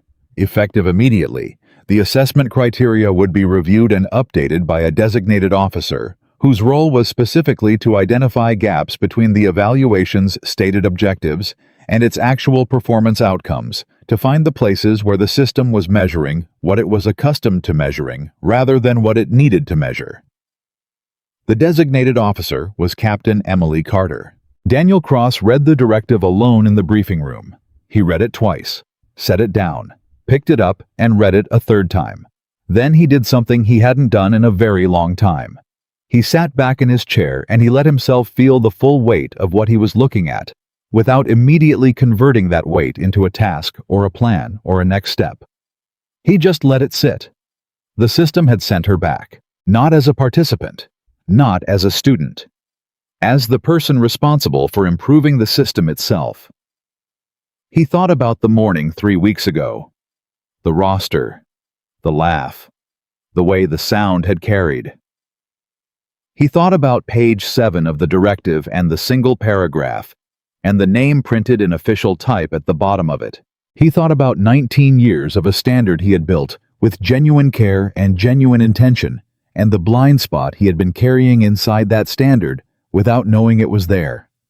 He stood up, straightened the directive on the table, and walked toward the door. He had work to do. Emily arrived on a Tuesday. No announcement, no formation. She drove herself onto the base in a standard-issue vehicle, checked in at the administrative office, and was at the command table reviewing evaluation data by 0830. Sergeant First Class Webb saw her car in the lot when he came in for his morning brief. He stopped walking. He stood there for a moment, processing the information the way you processed information that rearranged something you had considered settled. Then he went inside. She was at the command table with 3 years of evaluation data spread in front of her score sheets, evaluator notes, category breakdowns, cohort demographic information. She was working through it with a pencil and a legal pad, building something on the paper that was too early in its development to be readable from across the room. Webb stopped in the doorway. "You're back," he said. Emily looked up. Something in her expression registered recognition that was warmer than professional but still contained. "Webb," she said. "Nobody told us," he said. "The directive went to senior officers," she said. "I imagine it'll make its way through the briefing structure by this afternoon." Webb came into the room and looked at the spread of data on the table. "What are you looking for?" "Patterns," she said. "The evaluation is good. It produces results. But every assessment system has blind spots, places where it's consistently undervaluing or misidentifying capability. I want to find them." Webb looked at the data. "You think there are others," he said, not as a question. "I think there are always others," Emily said. That's the nature of a blind spot. You don't see it until you look for it deliberately. Like Cross didn't see it, Webb said. Like Cross didn't see it, Emily confirmed. And like I have my own that I haven't found yet. She said it with the same flat honesty she brought to everything. Nobody's immune to it. The question is whether you build systems that help you find them faster. Webb was quiet for a moment. Then, "Can I help with this?" Emily looked at him. "You've been through the evaluation 4 times, she said. 3 as a participant, once as a junior evaluator. Yes. Then yes, she said. Pull a chair.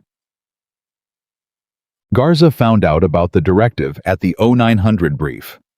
He walked directly from the briefing room to the command table, and when he came through the door and saw Emily and Webb already working through the data, he stopped, looked at the spread of papers and said, "How long have you been here?" "Since 8:30, Emily said. "You drove yourself," Garza said. "Yes." He looked at Webb. Webb shrugged in a way that communicated, "Yes, I know." I had the same reaction. Garza pulled a chair. "What are we looking at?" he said. Emily showed him the preliminary pattern she had found in the first hour, a consistent divergence in leadership stage scores that correlated with team composition, specifically with teams that had high experience variance. Teams where the gap between the most and least experienced members was large consistently scored lower on the leadership metrics, even when the outcome data suggested the leader had actually managed that variance effectively. The scoring rubric penalizes for something the rubric defines as leadership failure, Emily said, but the outcome data says it might actually be a different kind of leadership success, managing high variance, rather than optimizing for uniformity. Garza leaned over the data. So the rubric is measuring the wrong thing. The rubric is measuring one thing, Emily said, and calling it all things. That's different from measuring the wrong thing. Garza looked at her. That's a very precise distinction. The solution depends on which one it is, she said. Webb had been quiet, working through a separate stack of score sheets. He set one down. Look at this cycle from 2 years ago, he said. High variance team in the leadership stage. Leader scored in the lower tier on rubric points 3 and 7. Outcome score for the same stage top of the chart. Emily pulled the sheet. She looked at it. What happened to that soldier after the evaluation? She said. Webb checked the documentation index, found the name, cross-referenced. Didn't advance, he said. Emily set the sheet down. She didn't say anything. She didn't need to. The 3 of them looked at the paper for a moment. Someone didn't advance because the rubric missed what they were actually doing, Garza said. That's what the data suggests, Emily said. I want to look at 30 more cases before I'm confident. But yes, that's what the data suggests. Daniel Cross came in at 1100. He had known she was there since 0845 when the administrative office sent him the check-in notification. He had taken 2 hours before coming to the command table, not out of avoidance, but because he wanted to be clear in his own head about how he was going to enter this room. He was the senior evaluation officer at Fort Sentinel Ridge. She was the designated review officer from the training command. That was a clear, structural relationship. He understood it. He was comfortable with it. What he was less comfortable with, what had taken 2 hours to work through, was the particular texture of what it meant for him personally to be accountable to the evaluation of a system he had built, conducted by a woman he had publicly mocked 3 weeks ago in front of 500 people. He came through the door and looked at the table. Emily looked up. Major Cross, she said. Captain Carter, he said. He looked at the data spread across the table. He looked at Webb and Garza, who had the particular alert stillness of people waiting to see how the next 60 seconds would go. Walk me through what you're looking at, Daniel said. He pulled a chair without waiting for an invitation. He sat down. He looked at the papers in front of him. I built this system. If there are gaps in it, I want to understand them. Emily looked at him for a moment. Then she started talking. She walked him through the pattern in the leadership stage scores, the high variance team divergence, the case from 2 years ago. She showed him the correlation between the rubric points and the outcome data. She showed him where the divergence was consistent and where it might be noise. Daniel listened without interrupting. When she finished, he was quiet for a moment. Rubric point 7 has been in the evaluation since the second cycle, he said. I wrote it. I wrote it because I believe that leaders who managed homogeneous teams consistently outperformed leaders who spent energy managing variance. In some contexts, that's true, Emily said. In this context, the outcome data says no, she said. Managing high variance well is a distinct skill, and it's arguably the more important one for the environments the soldiers here are going to work in. Daniel looked at the case from 2 years ago. He looked at the name on the score sheet. He recognized it. He remembered the evaluation. He had reviewed the leadership stage results himself and confirmed the lower tier placement. He looked at the outcome score. He looked at the name again. That soldier separated from service 8 months after this evaluation, he said. The room was quiet. I know, Emily said. Did the evaluation? Daniel stopped. Started again. Did the placement the lower tier result did that contribute to the separation? I can't establish causation from this data, Emily said carefully. But the placement affected assignment eligibility. The assignment eligibility affected the soldier's options going forward. Whether that chain led to separation, she paused. I don't know, but the chain exists.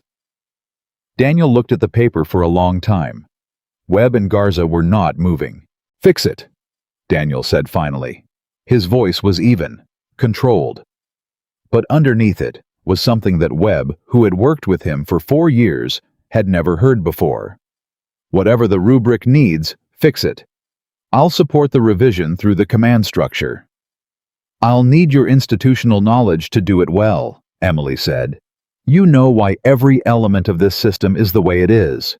I need that context to change the right things without breaking what's working. Daniel looked at her.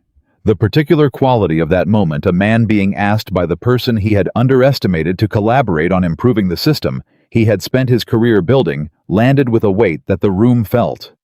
All right, he said. Let's work. Hi. They worked for 6 hours straight. Webb and Garza stayed. 2 other evaluators came in around 1300, saw what was happening, and sat down. By mid-afternoon, there were 7 people at the command table, and the spread of data had grown from 3 years to 9 years of evaluation records, and the legal pad Emily had started with in the morning was almost full. The conversation was not easy. There were moments when Daniel disagreed with Emily's interpretation of a data point, and he said so directly, and she pushed back directly, and they worked through it without either of them treating the disagreement as personal. There were moments when Emily found a gap in the data, and Daniel had to acknowledge that the gap existed because of an assumption he had built into the system without testing the assumption.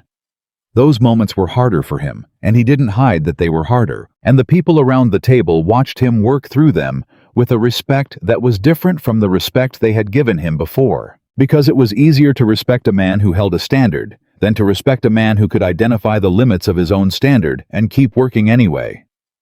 At 1700, Emily sat back from the table. We have enough for a preliminary proposal, she said. I want to run it past the data one more time before I send it to the training command, but the shape of it is there. Daniel looked at the legal pad, at the 9 years of data, at the 7 people around the table who had given their afternoon to something that had started as a review and become something closer to a reckoning. How long will the revision process take? He said. Full implementation 6 months, Emily said. The rubric changes can go into the next evaluation cycle if the training command approves quickly. The structural changes take longer, and the soldiers who were scored under the old rubric, Daniel said. The ones who placed lower than the outcome data suggests they should have placed. Emily looked at him steadily. The proposal includes a retroactive review process, she said. It's limited to cases from the last 3 evaluation cycles.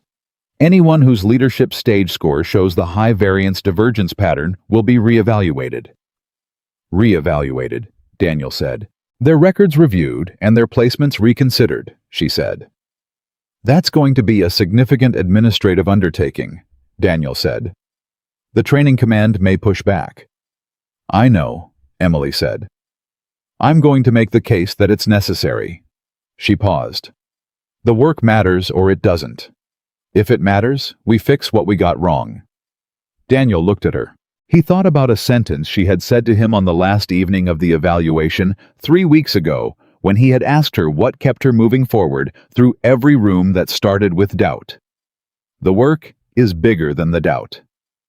Make the case, he said. I'll back it. Holt heard about the directive on Wednesday morning.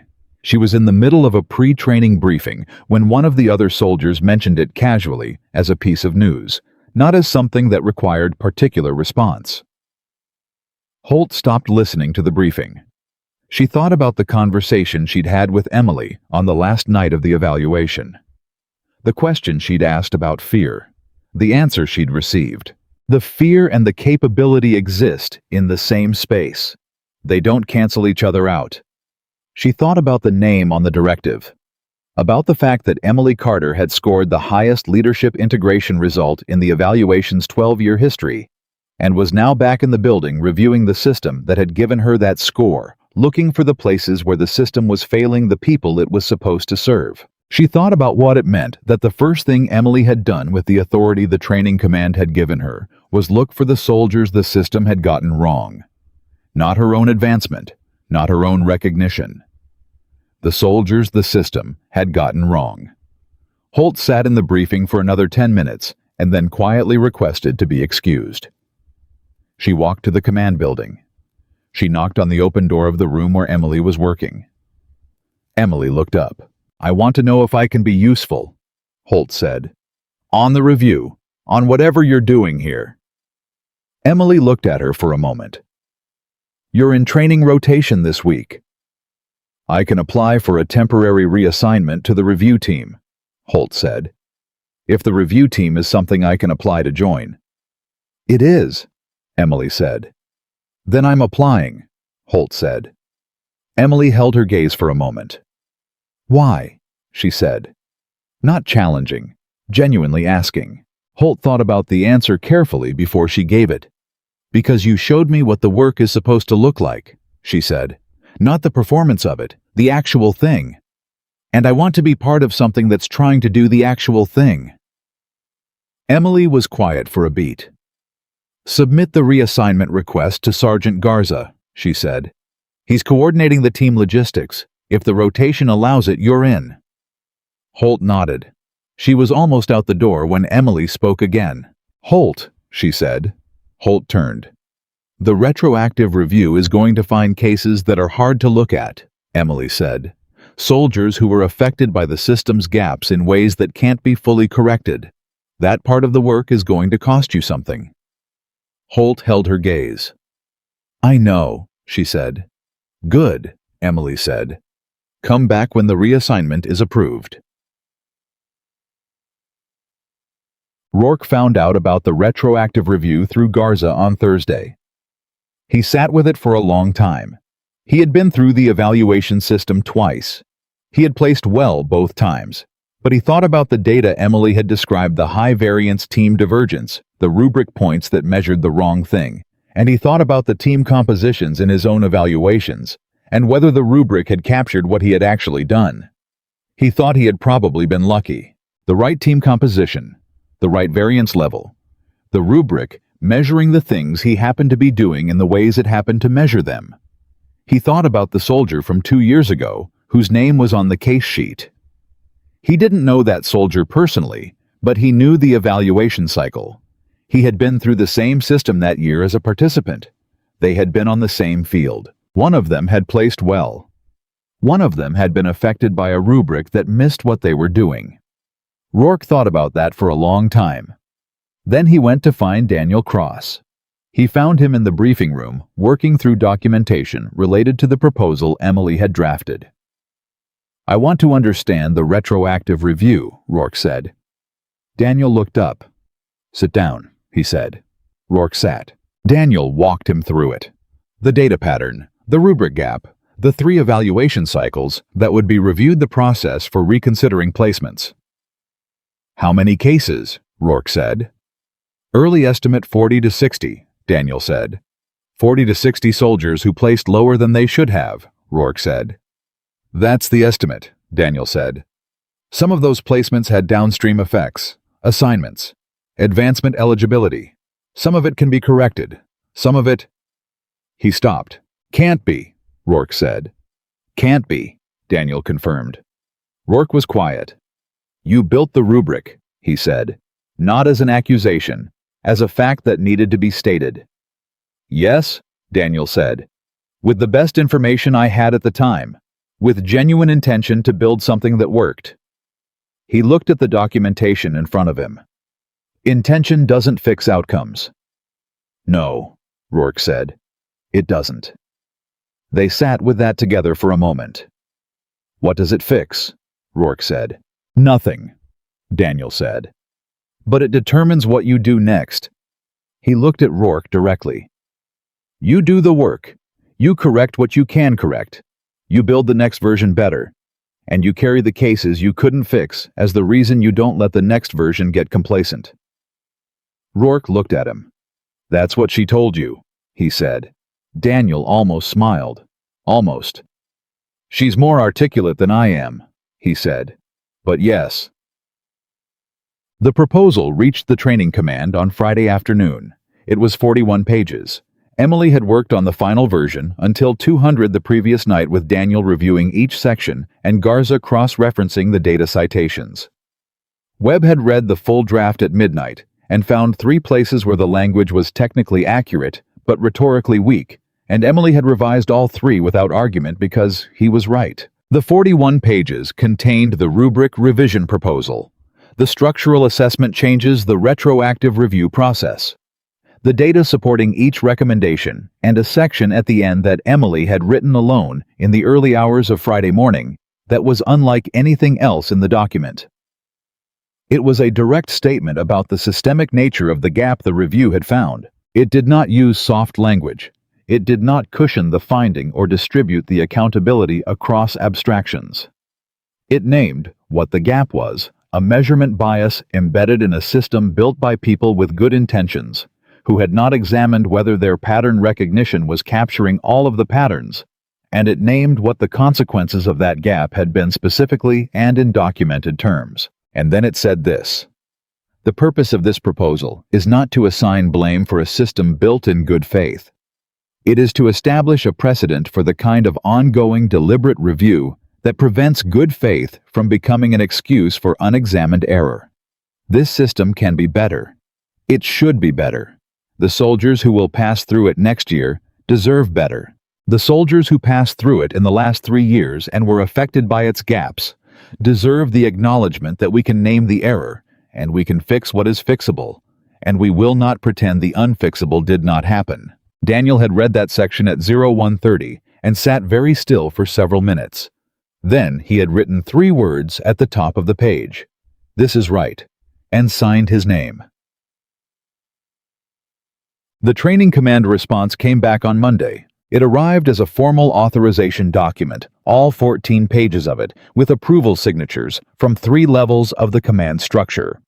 The rubric revisions were approved effective the next evaluation cycle. The structural changes were approved on the 6-month timeline Emily had proposed. The retroactive review was approved with a slight expansion, 4 cycles rather than 3, which added an estimated 20 additional cases to the review pool. And at the bottom of page 14, in a section that Emily read 3 times before she let herself process it fully, was an additional directive.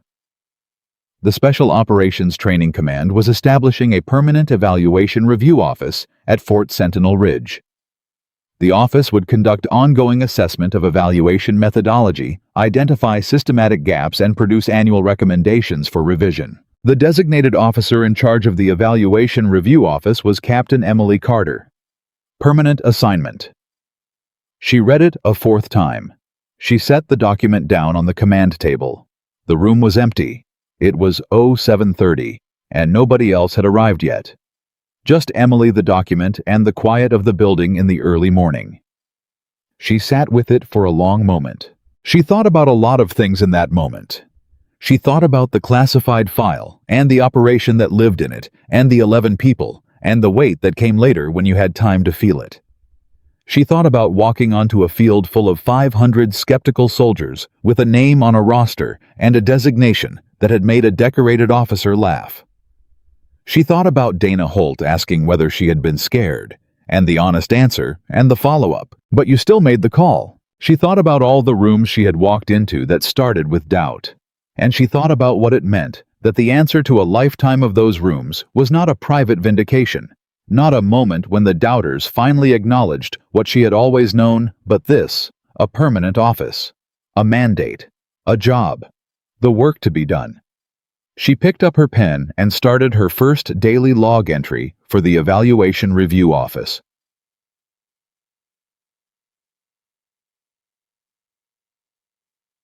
Webb heard about the permanent office from Garza on Tuesday morning.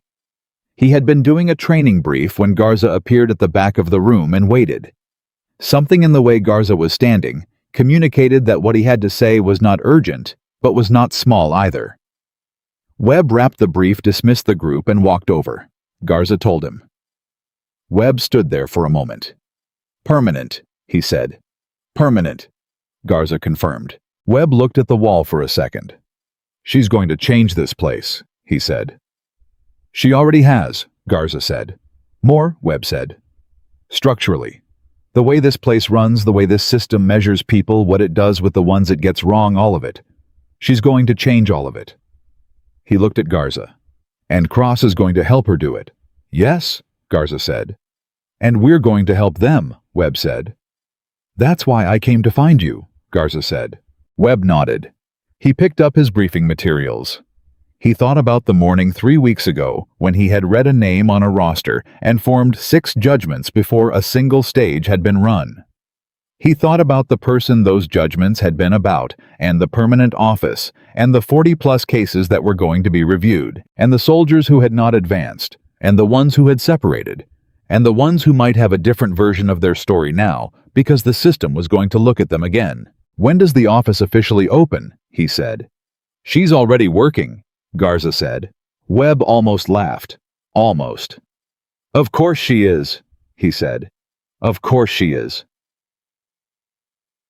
Torres requested a formal transfer to Fort Sentinel Ridge 6 weeks after the evaluation ended. He had been assigned to a different posting, a good posting, the kind of assignment that serious soldiers considered a positive sign for their career trajectory. He had not been unhappy there. He had done the work well, the way he always did the work. But he had been thinking about something since the day of the final stage. Something Emily had said when he asked her why she had come to Fort Sentinel Ridge, knowing what the reception was going to be. She had said, "This is where I can be useful." Torres sat with that sentence for 6 weeks. He turned it over. He looked at his current posting, and he asked himself honestly whether it was the place where he could be most useful, not most comfortable, not most recognized, but most useful. He thought about the team in the final stage. The 11 seconds it took her to make a reassignment. The way she had covered for his mistake without making it visible. The way Torres had responded by pushing harder for the rest of the sequence, not because he was asked to, but because he understood what he had been given. He thought about what it would mean to work alongside someone who led that way consistently. He submitted the transfer request on a Tuesday morning. It was approved in 9 days, which was faster than standard processing by about 2 weeks, and Torres chose not to examine the question of whether someone had expedited it. He arrived at Fort Sentinel Ridge on a Thursday. Emily was at the command table when he came in. The review team was there, Webb, Garza, Holt, 2 evaluators he hadn't met. The table was covered in documentation from the retroactive review, which was now 17 cases deep with more in process. Torres stopped in the doorway. Emily looked up. "Torres," she said. "I requested a transfer," he said. "I know," she said. "Garza has your assignment briefing materials." She looked back at the documentation. "We could use someone who can read a tactical situation in real time. The retroactive review cases need a different kind of analysis than what a pure data review produces." "What kind of analysis?" he said. Someone who has been in the stages, she said, who knows what it actually feels like to perform under those conditions, and can look at a score sheet and tell us whether the number reflects what happened or whether it's measuring something adjacent to what happened. Torres came into the room. I can do that, he said. I know you can, she said. That's why the transfer was approved. Torres looked at the table, at the 17 cases, at the faces of the people around it who were doing something that mattered in a room that had once been full of doubt and was now full of something else entirely. He pulled a chair. He sat down. He went to work. 6 months later, the first evaluation cycle under the revised rubric produced results. The numbers told a clear story. The high-variance team leadership scores had normalized in a way that the old rubric would not have captured. Cases that would previously have placed in the lower tier now appeared in the appropriate tier. The retroactive review had resolved 31 of the 47 flagged cases with formal record corrections issued, and in 11 cases, advancement eligibility restored. 11 cases. Emily read that number in the final report and held it for a moment. 11 was not a large number in an evaluation system that had processed thousands of soldiers across 12 years. She knew that. She was not inclined toward false scale. But she had been 23 years old in a situation where 11 was the number that mattered more than any other number. 11 people who had come home because a decision had been made correctly under conditions that made correct decisions very difficult. She understood what 11 meant when it was the number of people whose situation had been changed for the better. It was not nothing. It was never nothing. Daniel Cross reviewed the same report in the briefing room next door. He read the 31 resolved cases. He read the 11 with restored eligibility. He read the 6 that could not be resolved, the downstream effects too diffuse to correct formally, the separation dates too far past, to address through administrative review. He held those 6. He had told Rourke months ago that you carried the cases you couldn't fix as the reason the next version didn't get complacent. He intended to. He was going to carry them for the rest of his career. That was the right weight to carry. Holt ran her first solo evaluation assessment 9 months after the evaluation review office opened. She had been working toward it steadily, building her analytical vocabulary, learning the documentation structure, developing the specific kind of attention that the retroactive review required. Emily had given her increasing responsibility deliberately and incrementally, not as a test, but as a genuine transfer of capability. The way a good mentor moved work, not by holding it until the student was perfect, but by releasing it at the point where the student's growth required real responsibility to continue. The solo assessment took 3 days. Holt turned in her report on a Friday afternoon. Emily read it over the weekend. On Monday, she set it on the table in front of Holt and said, "Clean, thorough. One interpretive gap on page 9 that I want to discuss, but the analytical structure is sound." Holt looked at the report, where on page 9, Emily pointed to the section. They talked through it for 12 minutes. Holt saw the gap clearly once it was identified and understood why she had missed it and how to approach the same type of ambiguity differently in future assessments. "Revise page 9 and resubmit," Emily said. "Then file it." "That's it," Holt said. "That's it," Emily said. "You did good work." Holt looked at her. She thought about the first morning of the evaluation standing near the timing station, watching Emily move through the stress marksmanship stage. The grouping on the target, the micro-adjustment that had looked like arithmetic. She thought about the question she had asked and the answer she had received. The fear and the capability exist in the same space. She had learned what that sentence meant over 9 months of doing work that was sometimes uncomfortable, that required her to look at cases where the system had failed people she didn't know, and document that failure clearly, without letting it become abstract, to hold the weight of it, without letting the weight become an excuse for incomplete analysis. She had learned to work with the fear, to let the capability and the difficulty exist simultaneously. She had learned it because someone had not protected her from the hard parts. "Thank you," she said to Emily. Emily looked at her. "You did the work," she said. "That's yours." A year after the combat readiness evaluation, Daniel Cross gave his first formal address to a new incoming cohort. He had given this address every year for 19 years. He knew it well. He had revised it after difficult evaluation cycles, after soldiers who had passed through his system went on to do extraordinary things or failed in ways he had not anticipated. The address was a living document. In that sense, it was always recognizably his, but it was never exactly the same. This year's version was different in a way that went beyond revision. He stood in front of 400 new soldiers. He told them what the evaluation would demand of them. He told them what the standards were and why they mattered. He told them that no element of the system was arbitrary, that every requirement had been built from hard-won understanding of what high-pressure environments actually required. And then he said something he had never said in 19 years of addresses. He told them about the evaluation cycle 12 months ago. He told them about the name on the roster, about what he had done when he saw it, about the laugh that had crossed the field. He told them what had happened over the 2 days that followed. Not the scores, the understanding, the shift, the file, the assembly. What he had said when he stood in front of 500 soldiers and chose to say the true thing at full cost. He told them about the Evaluation Review Office and the 47 cases and the 31 that had been resolved and the 6 that couldn't be. He told them about the officer who had walked onto a field full of people who had already decided what she was and had not argued with their decision and had not performed her competence and had simply done the work until the work had spoken for itself. And then he said, "The greatest risk to this system is not a soldier who fails the evaluation. It is an evaluator who walks into the room already knowing what they're going to find. This organization exists to identify capability, not to confirm what capability is supposed to look like."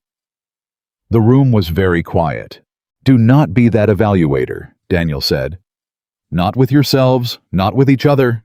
And when you catch yourself being that evaluator, because you will at some point, we all have name it. Fix it and carry it forward as the reason you stay honest." He looked out at 400 new faces. "The best soldier I have ever evaluated walked onto this field carrying a record nobody in this building was authorized to see in front of people who had already made up their minds. And she did not ask for fairness. She did not demand a different starting position. She performed. She led. She changed what this system is." He paused. "Her name is Captain Emily Carter. She works in the building behind you. And the system she is building here will be the system that evaluates you." The cohort was absolutely still. "Welcome to Fort Sentinel Ridge," Daniel said. "Now prove it." Emily was in the Evaluation Review Office when the address ended. She had not attended. She had not been told the content in advance. She had been working a new batch of assessment data, a rubric alignment question that Webb had flagged on Friday, a meeting with the training command scheduled for the afternoon. Torres came in after the address. He stopped in the doorway the way he always did, assessing, measuring, deciding whether what he had to say needed to be said immediately or could wait. It could not wait. "Cross just told 400 soldiers your name," he said. Emily looked up from the data. "The whole story," Torres said. "The roster, the laugh, the file, the office, all of it." Emily was quiet for a moment. "How did they respond?" she said. "Like people who had just been told something true," Torres said. "Quiet, and then changed." Emily looked back at the data on her table. At the ongoing work. At the case files and the rubric documents and the year's worth of evidence that the system could be made more honest if the people inside it were willing to be honest about what the system had missed. "Good," she said. She picked up her pen. She went back to work. Because the work was what it had always been, bigger than the doubt, bigger than the recognition, bigger than any single moment of vindication in front of any number of witnesses. The work was the point. It had always been the point. And Emily Carter had never needed anyone to laugh at her name on a roster to understand that. She had known it the moment she walked onto that field, before the roster, before the laugh, before any of it. She had known it in every hard room she had ever walked into. She knew it now. The evaluation was over. The work never was.